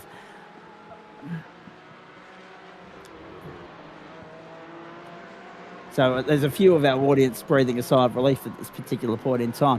Joel Farley and Will Ramsden in 10th and 11th are still on pit lane. So then probably going to be conceding this one and registering a DNF. Andrew Dyson, fastest start of the race. There's a surprise. 141.246, said with a slight degree of sarcasm, of course. And Andrew Franklin to pit lane at this point. A lot of Andrews out there tonight. Franklin, Dyson, Neil in the broadcast booth. It's Andrew Day on the platform of the Gentleman Sim Racing Club. What a great name it is. Nothing wrong with it at all. Absolutely not. Well. There's one member of the British public that might have actually dragged it through the mud in recent times. Did I say that? Oh, I'm sorry. Yeah, we don't talk about that. No. No. Tarnished name. Yeah, exactly. Oh dear. It'll be interesting to see what Paul Woods does here, because he's running third in the championship. He probably doesn't want to give up those points to Andrew Dyson too quickly. Well done, actually, steering us back on topic. There's actually a motor race going on that we should probably talk about. Well done. Yeah, you're right. He won't want to give it up too easily. He is battling Ryan Jones for second in the championship. Jonesy not being here does give Paul Wood a tremendous leg up, though. It's only a handful of points he would concede here to Andrew Dyson. And we know that there's 90 on the line next week at the Nürburgring. Down the inside, Dyson. Wood around the outside, not giving up with that one. Hell of a fight. And here he comes to pit lane. Oh, nicely done. So he fought Dyson, but then said, no, you can have it anyway, mate, because I'm going to pit lane. I liked it. I like it. Yeah, very forceful from Paul Wood. I thought he was going to let him go down the inside then. He stayed out a bit wide and then got the boot stuck back into it and got in front of Andrew Dyson. That was brilliant from Paul Wood. I like it.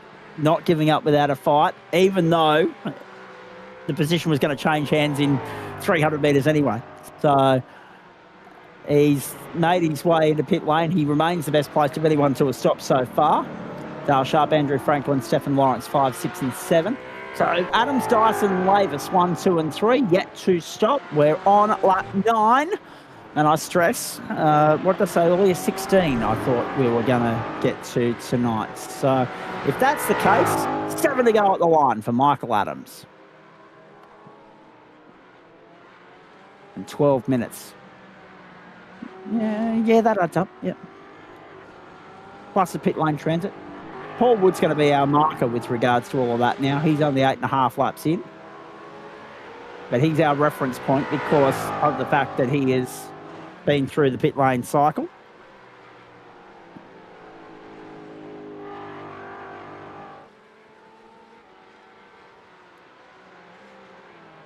How are the nerves now that you're 3 hours into the broadcast, Andrew? Mate, I'm still at the moment. I'm just worried about at the end of the race how we go back and look at the replays. But we'll get there, though. We'll get there. Mate, give us this season to get on top of it, and I think next season, once I become a bit more of a regular with it, I think it'll be all good.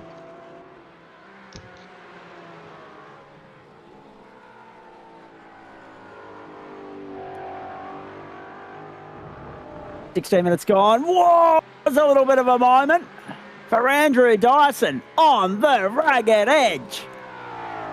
Have a look at that. He's having a crack. Going all out. Like it's a qualifying run at the moment. He's 3.5 seconds off Michael Adams. He's just punched out the fastest lap of the race, a 141.036.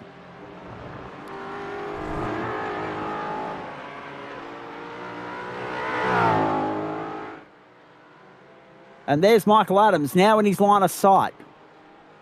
Now, mark register at the top of screen there was a lap down, so that's okay. He's out of the fight, but at least he's been able to get back out on the racetrack. Joel Farley is parked up. Will Ramsden may as well park it up as well, may as well be, because he won't make 75% race distance, so therefore can't be classified anyway. You don't like to see races won and lost on the opening corner. You don't like to see incidents that early in the piece wipe contenders out. But that one was, unfortunately, due to the out-of-control nature of Register's Porsche, unavoidable and unlucky.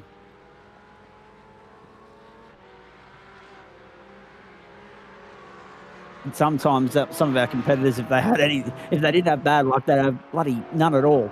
Past midnight we go. So a very good morning to those of you on the eastern seaboard. A very good evening to those of you still on the west coast and also in central parts of Australia. I'm not going to offer the same courtesy to Queensland because it's absolutely silly that you're an hour and 112 years behind, and you know it is silly as well. 17.5 minutes gone in this race, 9.5 to go. Anything to get a cheeky jab in, especially this time of the night. And 5 laps to go at the line for Michael Adams and Andrew Dyson and Adam Lavis.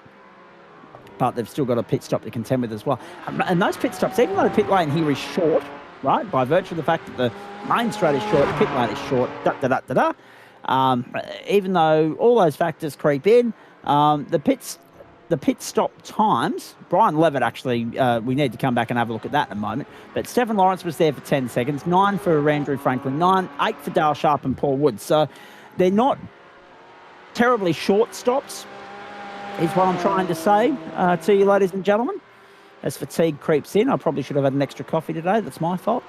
But yes, take that into consideration as well. And I said that we had about 10 seconds leverage to work with. Plus the fact that the lap times, only Andrew Dyson has got us below the 1 minute 41 bracket so far. We're right on board with him now. Is it this lap or next lap that he's going to come in? Let's wait and see. It's next time by. In goes Michael Adams. Dyson's your leader at Oulton Park. How sweet does the Mustang sound at this time of the night? He's not afraid to use all of that ripple strip. And plus a bit of the grass when he's sliding sideways. Absolute masterclass. Masterclass is the right word. This is a man in his element at the moment. Just one of those naturally gifted top performers that we have. I'll tell you what, he's paid for the whole track. He's not afraid to use it all. Exactly right. He's jumped behind the wheel of just about anything and been competitive in the recent past. What was it last term? The Trans Am, which was the late model, obviously. The Toyota 86 and the GT4 championship, he just carved up and took everyone to the cleaners. But now he's doing the same in the Porsche Cup, as we detailed earlier. And he's just reminding everybody that, yes, he might not be a regular in GT4 at the moment, but he's not afraid to turn up and school everybody, give them an education every once in a while, and just remind everybody of where the goalposts are. But we need those goalposts, and I've said this all the time, Andrew, and this was the point that got me fired up last week, talking to the aforementioned YouTube handle that will no longer be a nuisance in our chat thread, because we won't be seeing his comments pop up on screen, because we've been able to fabricate it. We've been able to tinker with it so that technology is a beautiful thing when you can manipulate the settings to your advantage, ladies and gentlemen, just to silence the people that need to be silenced.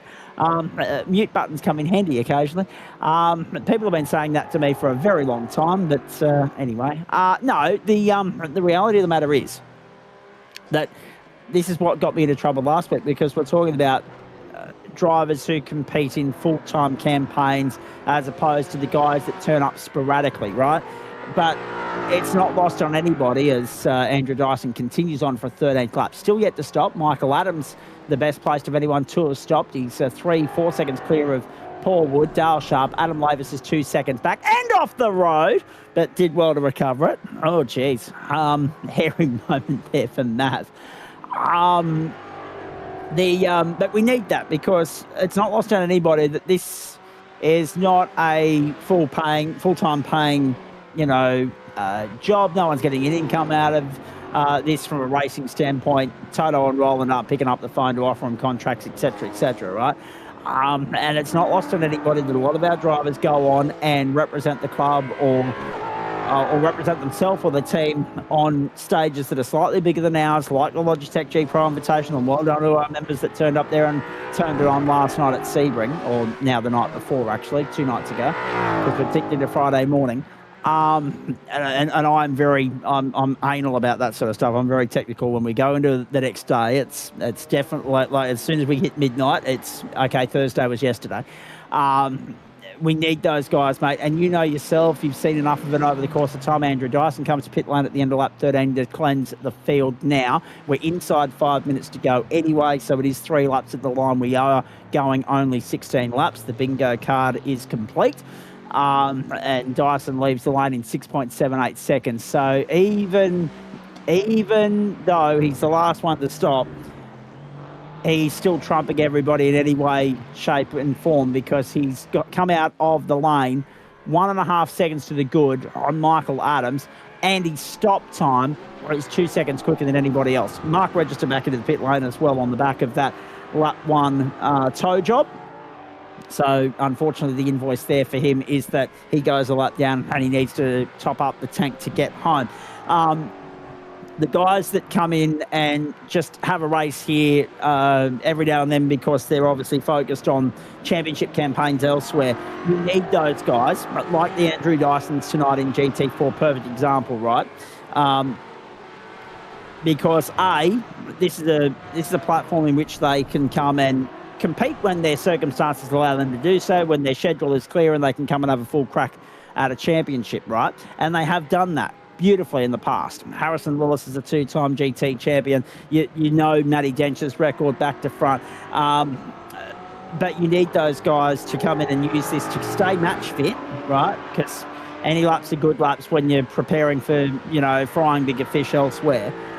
But it also, and Andrew Dyson again proving to everybody tonight that he is still the benchmark in GT4, this only spurs people on to continue chipping away at it, continue working at it, to make those little incremental gains required to eventually stand on the top step of the summit themselves. This race was a riot, yes. Very, very apt choice of words there from Dale Sharp, given he's running with Ryan and Stephen Lawrence in race 1. But from your standpoint, Neely, you know what I'm trying to say. And from your standpoint, given that you do the racing side of it as well as the broadcast side now, mate, you know where the goalposts are. Some of these guys are absolutely here just for fun, but one of the great things over the last 6 years is watching the gentleman races, the guys that are here for the enjoyment of it, for the community aspect, for the social aspect and all those other factors, watching them make incremental gains along the way as well. Because at the end of the day, we're all competitive buggers and mongrels and whatever else there may be. We all want to strive to be our best, and having the guys that are at the top of their game, where Andrew Dyson is at the moment, that only spurs us on to try and improve ourselves. Yeah, absolutely. I mean, you can go so far, it's all good fun, but it's nice to have those really fast guys in there to learn from as well.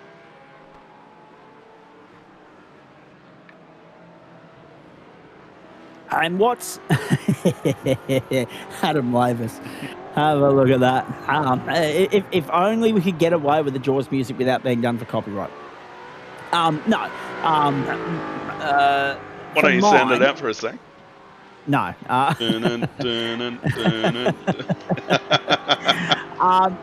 You do it far better than me. No, the interesting thing in all of that is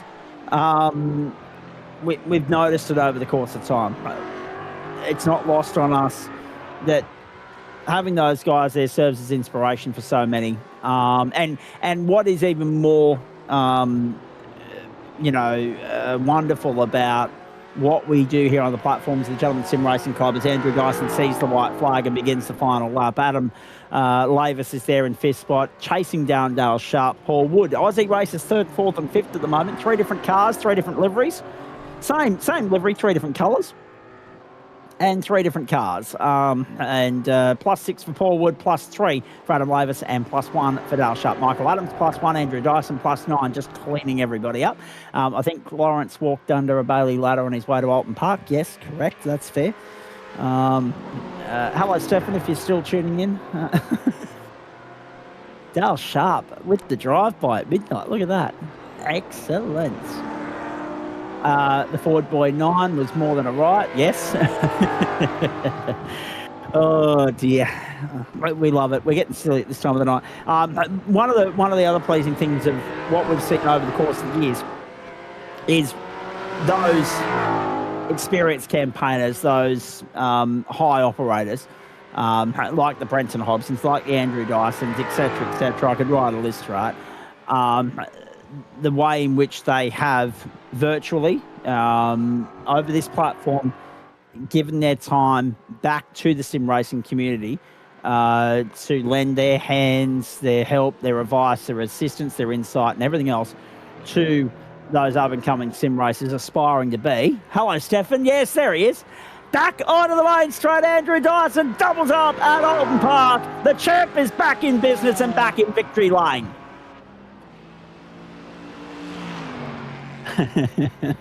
Michael Adams in for second, Paul Wood third, Dale Sharp and Adam Lavis. Oh! Sharpie holds on to fourth by the skin of his teeth. 0.06 in that in the end. Adam Lavis comes home in fifth. See, I told you Stefan would be watching, Dale. There you go. Oh, don't you love that when you don't know who's tuning in and you start the drive-by and then the person you've tried to throw under the bus just comes straight back at you. 15 love, I like it. 15 all now. Stefan's just drawn up at championship point. Michael Adams in for second. Paul Wood, Dale Sharp, Adam Lavis, the 5. And then Franklin, Lawrence, Levitt, and Register finishes a lap down. And Joel Farley and Will Ramsden retirements from all of that. But yeah, one of the pleasing aspects is the way in which the cream of the crop have been willing to give out tutorial lessons or offer insight, wisdom, insight, analysis, do whatever they can to give back to those guys aspiring to be where they are or just looking to make incremental gains into their own performance. And that's why this community is as revered and as loved as it is and as wonderful as it is. Lap 1, have a look if you want from Stefan Lawrence's cockpit. We're going to have a look at lap 1 and hopefully Neely can bring me a few different angles of that one because we only saw what we saw live and we haven't gone back to have another look at it since because that all went down the gurgler in race 1 when we tried to do that. Stefan Lawrence 374, the championship points updated for you already, ladies and gentlemen. He holds a 23-point advantage over Paul Wood. Adam Lavis now gets himself into the 3.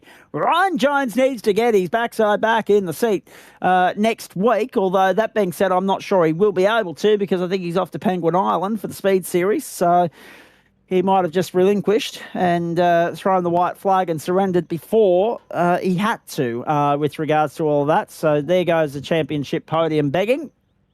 And the chance will then be there for Dale Sharp to jump up into 4th spot when we get to the Nürburgring next week. Jordan Malcolm hasn't been here for a while. He slipped back to 6th. And in the end, it's a 49-point advantage, Stefan Lawrence to Adam Lavis. So despite all that banter from Dale Sharp and Stefan Lawrence, it's still Stefan's to win and to lose at this particular point in time. And just having a look at all of that, 23 points and then 26 from Paul Wood back to his teammate. 13 then back to Jonesy. Everything else beyond that's pretty much a foregone conclusion. Bondi we haven't seen for a while. He's been making some real-world purchases, finding out just how expensive the world is. Hopefully we'll see him back on the platforms of the GSRC in the next short while. Andrew Franklin up to 193. Shane Beaumont 173 and Mark Register 163. Brian Levitt out there on 159 points makes up the top 11 and Michael Adams on 144. But if we get a couple of those guys that didn't turn up tonight and there were 4 of them in the top 10 not turn up again next week, well, all bets are off because those guys that did, like the Levitts and the Adams of the world, might just reap the reward of a top 10 championship finish. And that brings me back to the other point. Yes, we've got the drop rounds in play, but it does pay to turn up. And it does pay to continue to chip away at it over the course of the season because in the bigger picture, the reward is there for the taking. Like to see what you think. Thank you to you, Stefan Lawrence, for that insight. This was Dale Sharp trying to get down on the inside. Watch Stefan Lawrence. Watch the evasive action here if you don't mind. He got cleaned up. He got absolutely cleaned up. and he's been able to recover. I see, this is the thing. We probably need to have 2 or 3 looks at that if we can, Andrew, because there were 4 cars caught up. So Lawrence has been able to get through, pit on lap 5. So credit where it's due to you, right? So let's have a look at this, because Mark Register's the one you got to focus on, because he's gone wide there through the grass and had no control from that point. He's a sitting duck. And everybody else is the pinata, and he's the stick, right? And he's just come back on like a 10-pin bowling ball and gone for the strike and come up empty-handed, didn't even get the spare, right? And ended up on the tow, right? But so slippery is that grass when you end up out there, and he's tried to fight it. He's tried to catch it. He's gone right, and it's just, he's become a passenger, and all the momentum's just steering straight back into the line of traffic. And watch this for a lack of reaction time on Stefan's behalf. Oh. I shouldn't laugh, but... Well, Will Ramsden, actually, he's probably lucky that Will Ramsden wore the brunt of that. Otherwise, it would have been him on the tow road. So, but to be fair, well done to you, Stefan, because as we have a look at this now, Andrew Franklin's point of view of this incident, he went wide as well. Oh, how lucky was he? I wondered why Franklin kept coming to the right. He could see a missile coming that I couldn't. Yeah, that's exactly right, Sharpie. And Sharpie's gone through. All you guys were lucky. You were able to avoid it. I love it. The seas parted beautifully for him. Not so, as I said, Will Ramsden. So it was Ramsden and also, of course, Register. Bang! Oh! Well done, everybody else, for the evasive action they took. Even Daiso got compromised by that and still won by a couple of seconds. Like, that is just how lucky he was and how dominant he was tonight as well. Here is the viewpoint from Dale Sharp. Oh.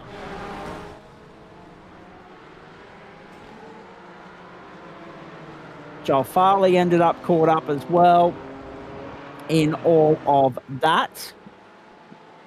Ramsden died so others could live. Yes, that's exactly right. Oh, my goodness. Stephen Lawrence, I didn't see anything until I hit the guy in front of me. Yep, exactly. But credit to you, mate, because so let's highlight the positives and the negatives to come out of that, right? Not ideal in the sense that you finished 7th, but the championship's still alive and intact. But what he's done, and we didn't actually pick this up at the time, again, because we couldn't actually hit the replays until the end of the race.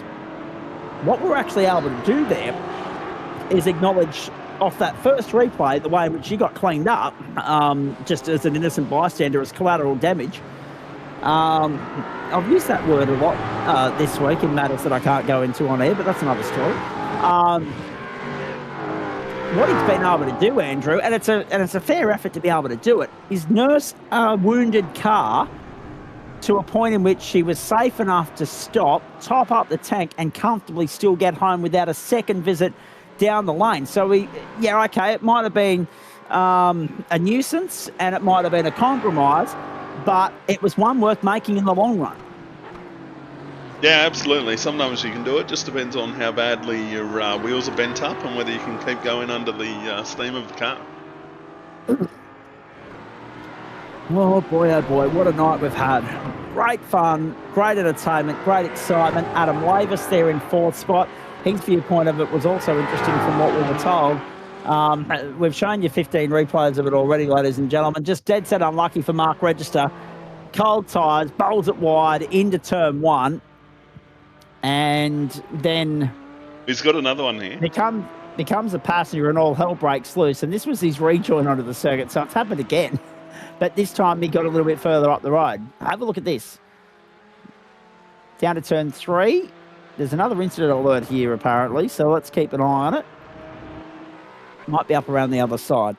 2 retirements in all of that. Register finishes a lap down, and we now pick up Brian Levitt. No, here's Register again. So exactly the same? No, not quite. Spins at turn 1 again.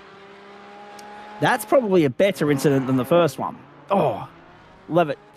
Or was that Lawrence again, taking evasive action? No rear wing was very scary. Must have wasted all my talent, so see how I go next week. Well, we'll get to next week in just a moment. But yeah, it's an interesting one because, I mean, those incidents, it's motor racing. It happens all the time. Unlucky, wrong place, wrong time, register, cold tyres, and just when you get into that position, sometimes you buy a bit of luck and you can get yourself out of that sort of trouble.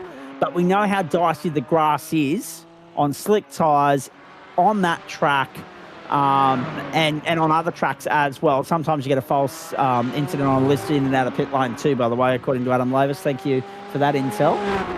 Here we are handing out producer and director tips on air. Welcome to the Gentleman Sim Racing Club how-to channel, ladies and gentlemen. The interesting thing in all that, yeah, sometimes when you end out in the weeds, you can get away with it. You can drive your way through it. Sometimes, though, that grass is it's like slipping on oil. And it really depends on the circuit and the conditions of the day. There are so many different variables that play a role in all of that. Unluckily for Mark Register, wrong place, wrong time, and he was just, he knew exactly what was coming. Helpless and straight back into the line of traffic. And probably lucky in the sense, not lucky for him because he ended up on the tow road, lucky for everybody else that he only took two would-be innocent bystanders with him in that instance. We've seen incidents very similar to that be much bigger and much more damaging in the grand scheme of things. All right, we're just about done. It's nearly 25 past 12 on the East Coast. How'd you find all that, Andrew? Mate, it was good. Nice to get on the bus. Again next week? Yeah, I'll give it another shot next week. Hopefully it goes a bit more smoothly with the couple of little hiccups. If I can get one less next week, that's a win in my eyes. Love it.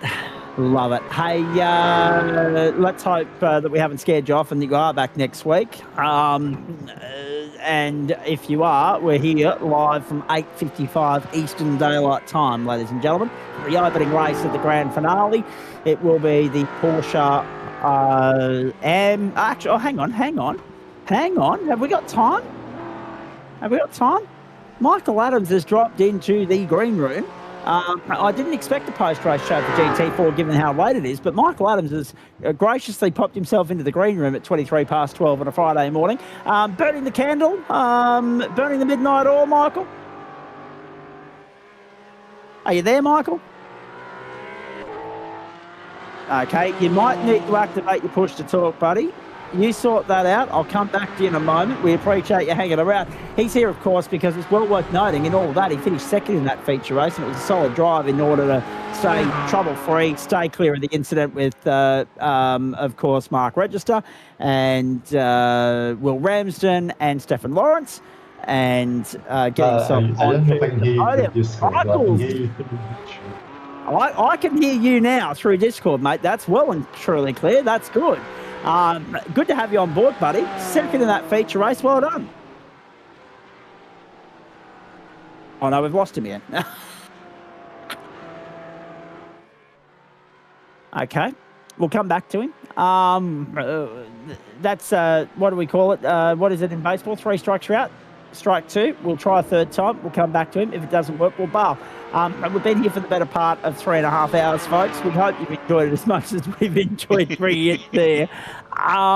We are back next week. In relation to the Wednesday, we didn't have a replay of Wednesday today. We're still sourcing a couple of those replay files, quite frankly, from last night.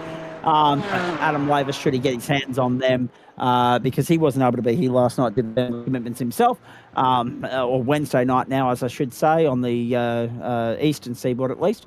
Oh, hang on. Oh, geez, we've got a cast of thousands wanting to come in to have a late night chat. This is going to be nice and spicy. Michael, I think we've got Michael Adams back now, and we've got Stefan Lawrence here as well. So that's a good start to a Friday morning. We'll get to those two running riot boys in just a moment. And of course, Michael for Entropy as well. But if we are here next week and we are able to bring you a replay of Week 9 Wednesday action, It'll be very similar to what we've done with GT4 or GT3 in the past, folks. It'll be an afternoon replay ahead of a round 10 live broadcast later that night. So stand by for confirmation with regards to what the hell we're doing with regards to that. We did have the banner up until yesterday morning when it was confirmed that Yeaman wasn't available. Andrew wasn't available to jump in last night. Adam wasn't available. And I got the call off the bench to go and commentate the Logitech G Pro Invitational at Sebring. It's been a hell of a week so far. Gentlemen, good morning. Michael, second, the Porsche, clearly the car to have, except when Andrew Dyson's tearing everything up in a Mustang in a cameo appearance. Yeah, no, I'm feeling a bit hardly done by that. The 1 week Dyson decides to rock up is the 1 week where I'm really pace and I avoid the incidents and everything's going my way. And I was sniffing my first GSRC win, and it's like being a baby and someone's taking candy from you. Yeah, that's exactly right. What type of candy? Oh, I mean, well, I don't know if they still make them, but I used to go for Redskins when I had more teeth. Yeah, fair enough. Things, but yeah. Actually, that's a bit of a sore point. I'll probably be heading for a couple of those myself in due course. The dentist lines me up and just rapes the pocket whenever I go to visit him, which is why I try not to. Oulton Park, not everybody's favourite cup of tea. I think that was reflected by the lack of bums on seats tonight, mate. But still, you got to be in it to win it. You got to be in it to win it, and I forced one of my mates, Will Ramsden, to join the grid in the first time in a few weeks. So, and he always did me a favour, and well, it wasn't him doing the favour, but if he'd managed to clean up Dyson, I think a very much better night. Let's bring Stephen Lawrence in at this particular point in time. We were reliably informed that you weren't 100% happy after race one. We did get some intel before we rolled the replay. Admittedly, that wasn't ideal, the run-in with Dale Sharp, but you were dressed on circuit, you avoided a penalty, and you've got, technically, provided you don't slip up next week, one hand on the championship at this stage as it stands, mate. It's going to be a two-way showdown between you and Paul Wood, and heaven forbid anything falls befoul of the two of you, and Adam Lavis can clean up the pieces and do the Stephen Bradbury at the end here. But it's going to be a hell of a decider at the Nürburgring on the back of what was a chaotic night for you tonight. Yeah, it wasn't ideal, but like you said, it's a part of motor racing. Me and Woody, we've had good battles. I apologise to Dale as well. It was I don't know what happened, but that Porsche just had no straight line. Like, it was worse than usual. Like, Dale could have a terrible exit into a corner. I got the best one, and I still couldn't catch him in draft. So, yeah, kind of went for a silly move and copped it. So, but no, I'm keen for next week, and hopefully I just have some little bit of talent left over to keep this championship. And to be fair, mate, let's be perfectly honest. I mean, we're just getting some further intel into your dramas and your struggles right now, because obviously going through that long sweeping left-hander on the outfield of the circuit, you're a passenger because no rear wing, no downforce, etc., right? So at what point did you know that you just had to get to lap 5? I didn't know what lap I had to get to. I kind of just looked at the time and went, oh, yep, estimated in my head. So I didn't actually know when to pit, but I knew it was straight away. But I kind of forgot I had no rear wing, so I just kind of drove it like normal and went, oh, wait a minute, and then spun out. So, it was more just obviously keeping on the road and just get points on the board. That's all I needed, is couldn't fall behind. That's my plan. Oh, it was my plan. Almost drove it like you stole it, really, to be fair. And in many respects, it could be a case of stealing this championship and thanking the real-world commitments of one R. Jones, because he's had a hell of a season. But so have you, mate. This has been a bit of a breakout campaign. The 2 wins at Portland a couple of weeks ago, the win at Mount Panorama, that would have been special as well, and consistent results pretty much through the rest of the campaign. From what I'm seeing here, only 2 finishes outside the top 10 all season, and this is all on the back of a DNR in round 1 at the Circuit Gilles Villeneuve. So by, fair review of all of that and reflection, it's been a fairly decent showing from you this season. It'd be a downright shame to not go out and finish it off and tick the box and lift the trophy next Thursday. No, that's definitely the plan. You know, like even years back, driving in the fours as well, you would know. I was a bit more of a menace back then, but No, I wasn't going to say that, Stefan. You just threw yourself under the bus, mate. I said it. I already know. Yeah, I was a bit optimistic. That's probably the nicer word for it. When I was, back in the day when we had the GT4s a couple of years ago, and no, it feels good to I know it's not Adam's fault, but you're doing it all good in a split, and then they decide to move you into the faster split, and then you're like P20. But no, I've always liked the fours. I just thought I'd put in a bit of commitment, as the Cup car seems to, I'm not a crazy fan of the ABS on that one, but I just thought I'd give the fours another crack because they obviously updated it recently, and no, it's good. It's good. It's good. Fairly good time to be involved in the Riot Sim Racing squad setup there, mate. I mean, you've been part of that framework for a little while, but particularly pleasing results for the boys in last term's Porsche Cup, and now you're on track to win a championship. You guys, I hate to say it, but you really are running it right. Yeah, look, the team requirement is if you don't take each other out, at least in a race, you can't join. So that's why Jordan had to take me out, because I actually met him at Bathurst. I noticed the Gentleman Sim Racing Club sticker on his bottle, and then asked him, and then we had a good chat. So that was actually quite funny. And then we messaged later, and he wanted to join. So no, it was good. You meet a lot of people, but we're doing well. A lot of the boys are doing other leagues. Like we're active, which is good. So and I think I've been with these boys for 4 years now. I must say, I applaud the dedication and commitment from you two fellas too, by the way, to race nearly 4 hours ago now, and to hang around that long just to have a post-race interview with us for the first time in GT4 this season. Michael, I'm going to bring you back into this in just a moment, but Stefan, last one from you before I let you go. You would have been pleased that you weren't in the Porsche tonight, given the deluge that they had to contend with there at the Nürburgring. You'd be hoping for very, very polar opposite conditions when we get the GT4s there next Thursday night. I genuinely didn't see the Porsche. I was kind of watching math, but at that time, but I was like... Hang on, sorry, can you repeat that? I want that on the record. What were you watching, please? You're not meant to admit that. I was watching maths. As in the reality show on Channel 9? Yeah. Okay, Stefan, we've had enough of you. Go, goodbye. Is this a delayed telecast? I admit that on air. Mate, we need to beep that out.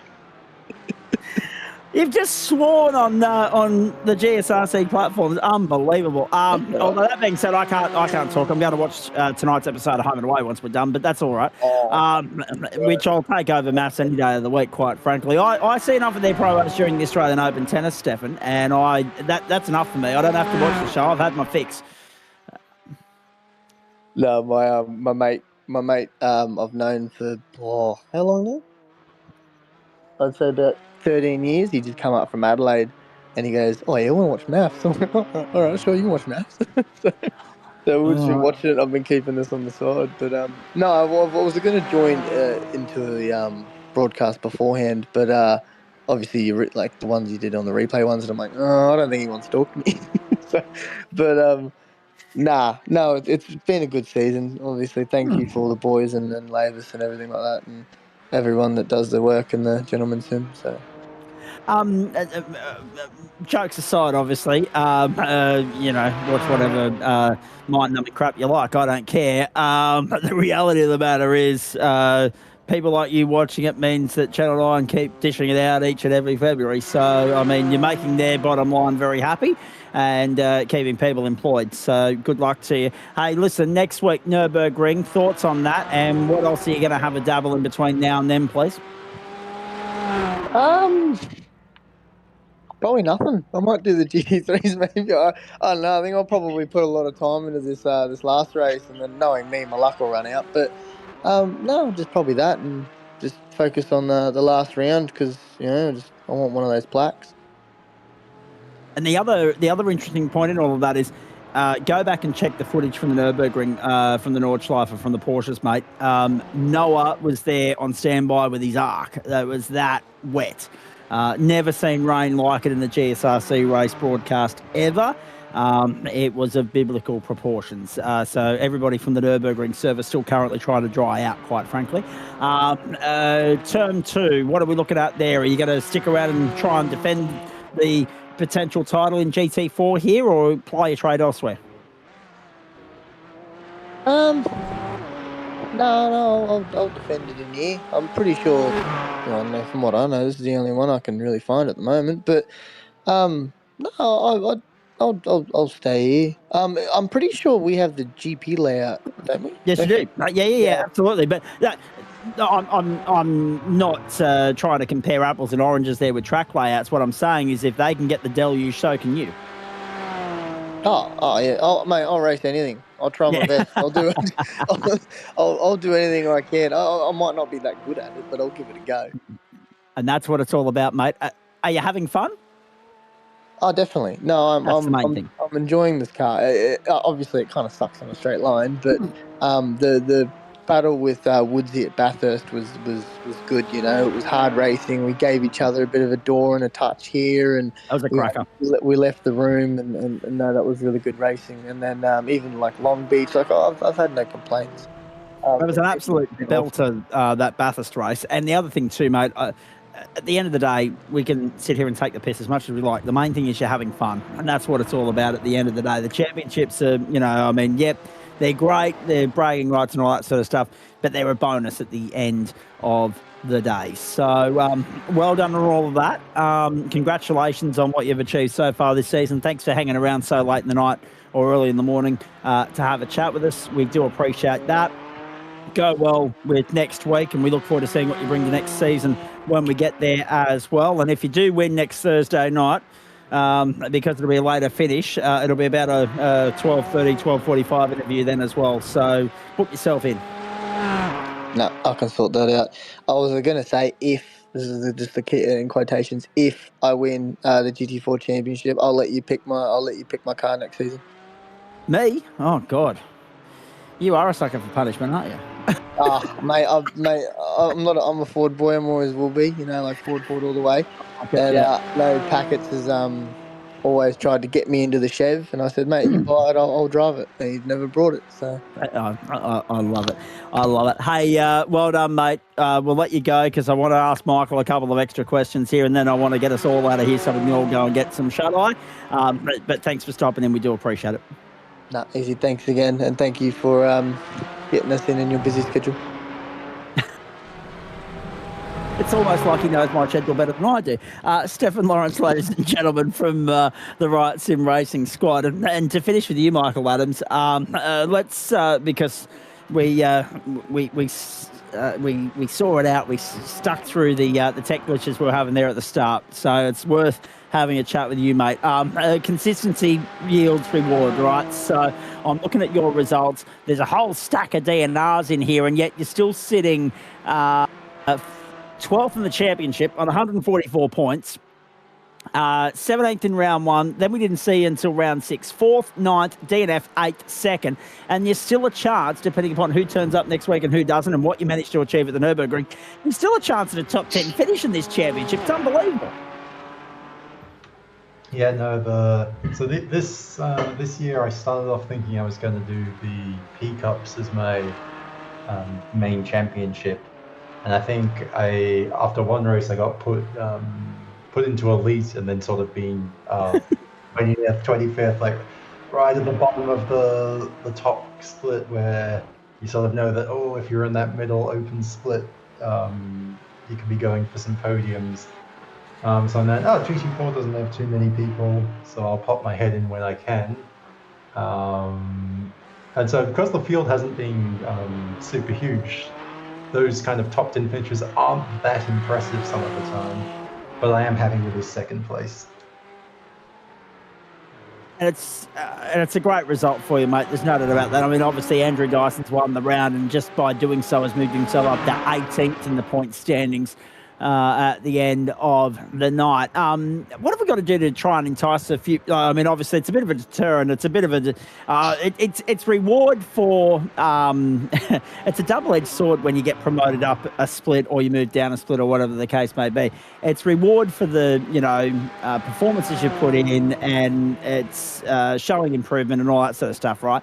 But it can be real deflating when you go in there and take on some of the heavyweights of Australian sim racing who are all here getting some extra miles in on the GSRC platforms in the Porsche Elite Split. So I get the deterrent there. But what have we got to do to try and drag some more bums into seats in GT4, mate? Because there's been a real drop-off this season.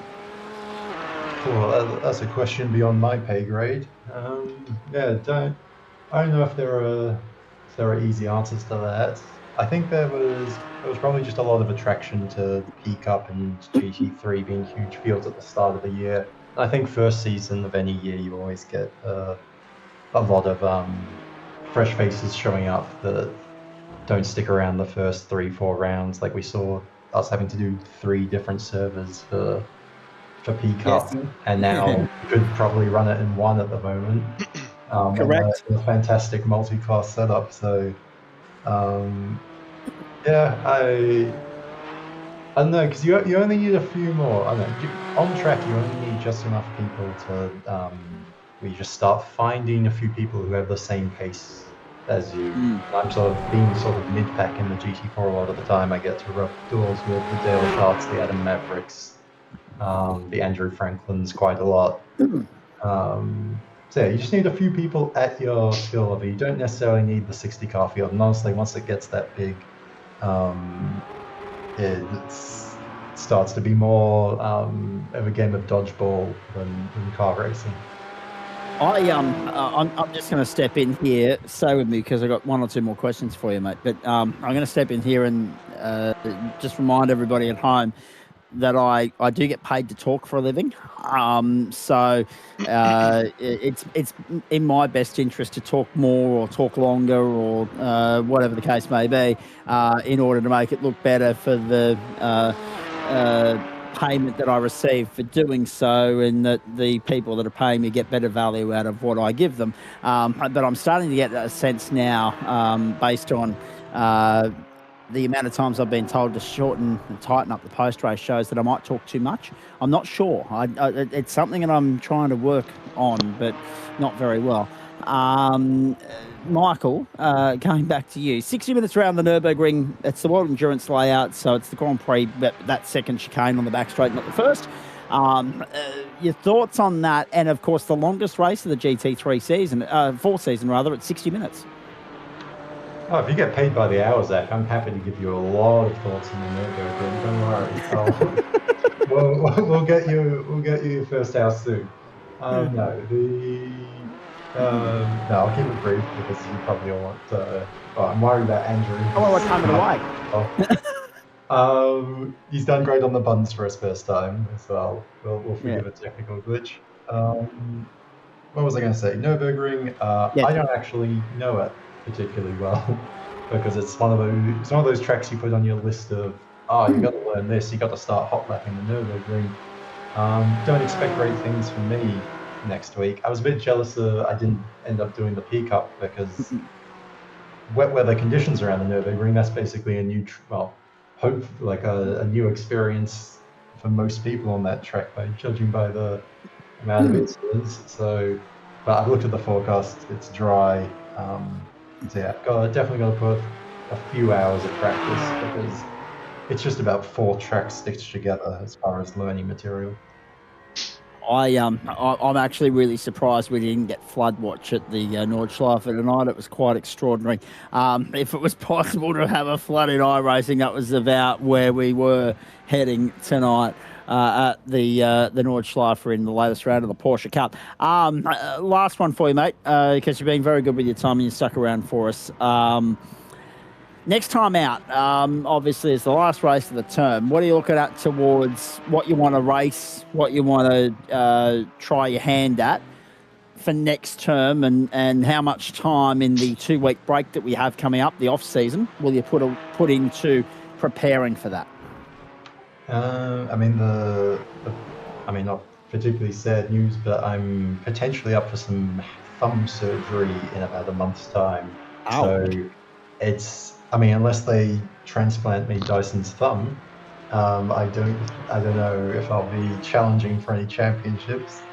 So it will probably be, I might end up in a cast for a bit. So I'm definitely going to be going hard on the sim racing over that 2-week break, or actually, who knows when surgery gets scheduled. So I might have all of next season to challenge for something. If the GT4 is this empty, that's probably my best chance at nabbing a win. I think P-Cup was working out for me quite well, so I'd probably go back to that and just keep it a big Thursday night session. I love how we started that explanation too, ladies and gentlemen. Unless they transplant me Andrew Dyson's thumb, as though the thumb is the magic touch that separates Dyson from the rest of them at the moment. I love it. Well done, mate. Good result tonight. Well done on being able to avoid the carnage on the opening lap there, and then go on and bank a result on the back of that. Last one with regards to the GT4. The Porsche, do you agree with what Stefan was saying with regards to he was feeling some sort of, anchor with regards to its straight line poke and just its general, overall performance compared to the other manufacturers? Were you noticing that as well? So I've been running the fixed setup on it for the iRacing supplied default setup for a fair while, with some slight modifications to ride height. Tonight I started tinkering with it, and I put the biggest rear wing there was on it. So in particular tonight I was, but I probably had more drag than any other Porsche in the field. My thoughts were like, Oulton Park, very hard to overtake. As long as I can keep people behind me, I'm on for a good shot. And then Dyson went and did a fuel save on me, as no matter how narrow the track doesn't. You are not the first one to be lured into that trap of deception by Andrew Dyson. Jackson Ray Harner is still recovering from when it happened to him at, I think it was the Circuit Gilles of Montreal last term, in term 4 of 2025. Brilliant stuff. Great insight from you, mate. Thanks for stopping by the booth. We seldom get a chance to have a chat with you. As you know, Thursdays have been a bit of a hit-miss sort of job this season. But let's catch up again at some point. Well done. Good luck with the thumb surgery as well, and go well next week at the Nürburgring. No problem. Thank you very much, Zach. And I figured if you're going to stay up and commentate and give us on the day one, you should be rewarded with some live viewers and some live people to talk to.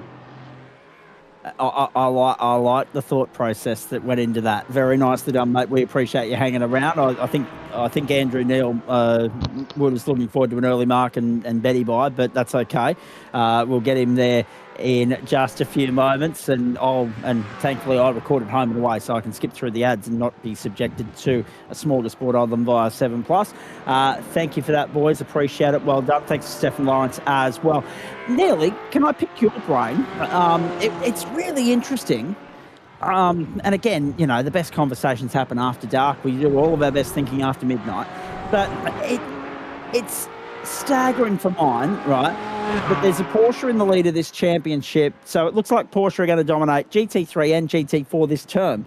But even though we're in the GT fold, and even though the GT3 car seems to be an absolute weapon of a thing, and have some really good poke as well, if you take Stefan Lawrence's comments and run with it, you'd say that the two cars are polar opposites.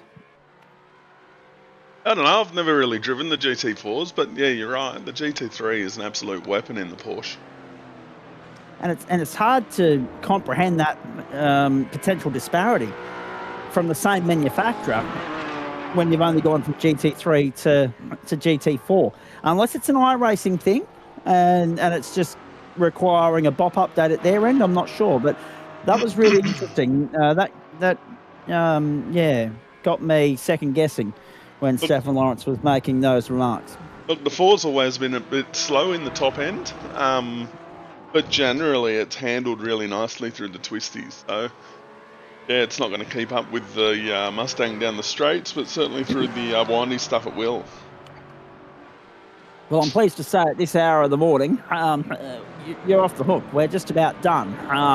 So well done. You've survived that, and we haven't scared you off, so you're back next week.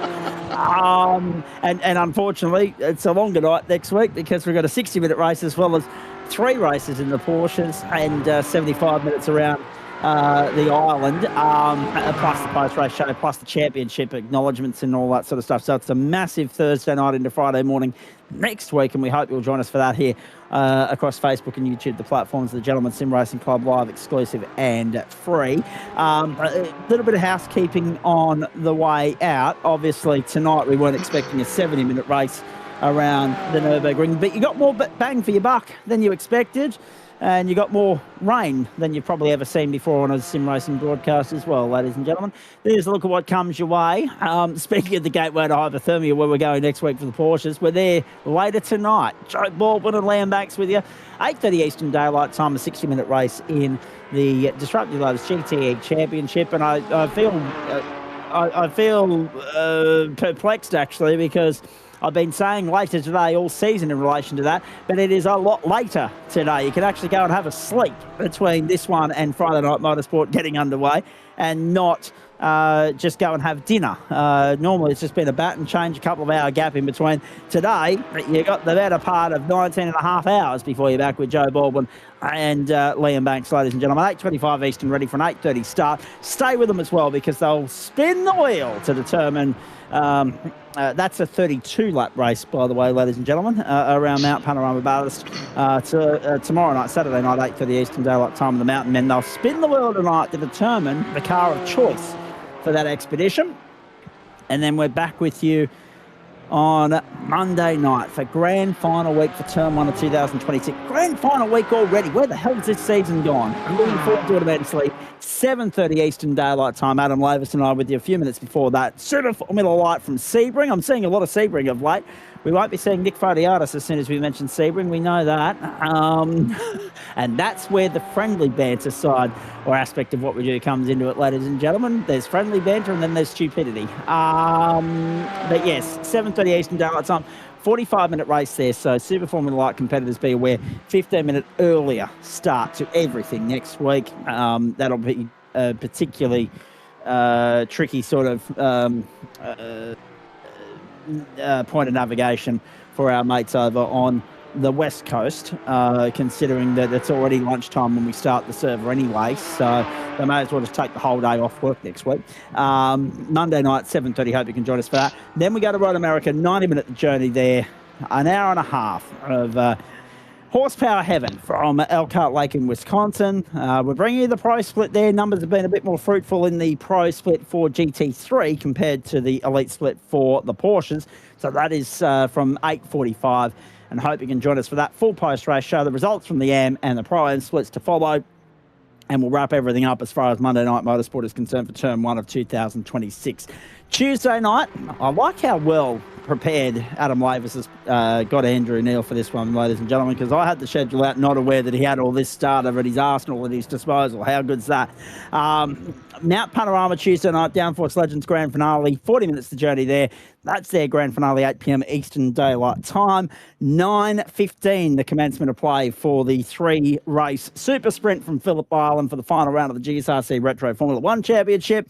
And then on Wednesday night, Dan Yeaman and I are off to the Adelaide Street Circuit, the Adelaide Parklands for you. That's if he's here. It'll be broadcast one way or another. It'll be either Lavis or Yeaman taking control of the panel, at the helm of the producer's director's chair. And 7:25 will be on air, ready for 7:30 start. Again, make note of that if you're on the West Coast. Slightly earlier start. We know that it's difficult this time of year to make those earlier races because of the 3-hour gap between the East and West Coast at this time of the year. It won't be a problem for Term 2 and 3. It will be again for Term 4. But that 15 minutes can at times be the difference and make things a little bit tricky and challenging for you. We understand that. We appreciate your dedication and commitment. Hope you can make it 7:25 Eastern Daylight Time for the 3-race Super Sprint races 19, 20 and 21 of the Oz Legends Cup. Then we stay in Adelaide for a 60-minute enduro at the new home of the Australian Motorcycle Grand Prix come 2027 for the Adelaide Parklands Grand Finale of the Trophy AI Supercars, our coverage from 9 p.m. Eastern Daylight Time. Thursday night, GT4 post-race, about 10:45 Eastern Daylight Time. We'll be getting to that one for you. The race itself, 7:30 Eastern Daylight Time, so again, 15 minutes earlier than this week. The Nürburgring World Endurance Championship layout the venue, 60 minutes the journey. Hope you can join us for the 14th and final race of Disruptive Labs GT4 for Turn 1 of 2026. The 3-race Super Sprint Grand Finale for the Porsche Cup will follow from 9 p.m. Eastern Daylight Time. We will be live for that one from about 8:50, 8:55 Eastern Time. And we will have that for you with the Open Split featuring in Race 2, the Elite Split Race 3, the AM Split Race 1. At this stage, but that is subject to change. And that will be solely dependent upon elite competitors actually voting with their feet and turning up. But that's the point, Andrew, I think. And one of the boys said it earlier. The numbers have been a little bit poor in the back end of the season here in the Porsches. And you've probably got to a point where you could probably combine them all into one split. However, if we were to do that for Phillip Island, it would bite us in the backside because Phillip Island is usually one of those venues that brings them all out of the woodwork. That is correct. It usually brings everyone out of the woodwork. Everyone loves to have a go around there. Absolutely it is. It's an absolute belter. 4.448 kilometres. And one of our favourites always throws up a great grand finale in the Porsche Cup. Invert top 8 for the second race, invert top 12 for the third race. A reminder that we do it with thanks to merch.tgsrc.com, Flash Graphics, Waste Options, Disruptive Labs and Trophy AI. A reminder of what's coming your way. We mentioned earlier that Liam Banks and Joe Baldwin will be with you later tonight. The Swans got done by the Hawks in the AFL. I'm still dirty about that.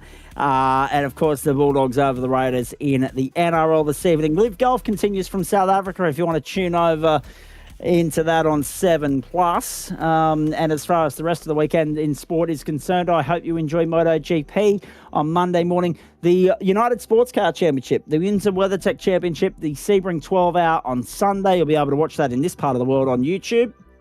And, of course, NASCAR is from the home of the Southern 500, Darlington, on Monday morning. Formula E from Spain as well. Australia versus the West Indies in women's cricket in the Caribbean, and it's on Disney+. That's later this morning as well.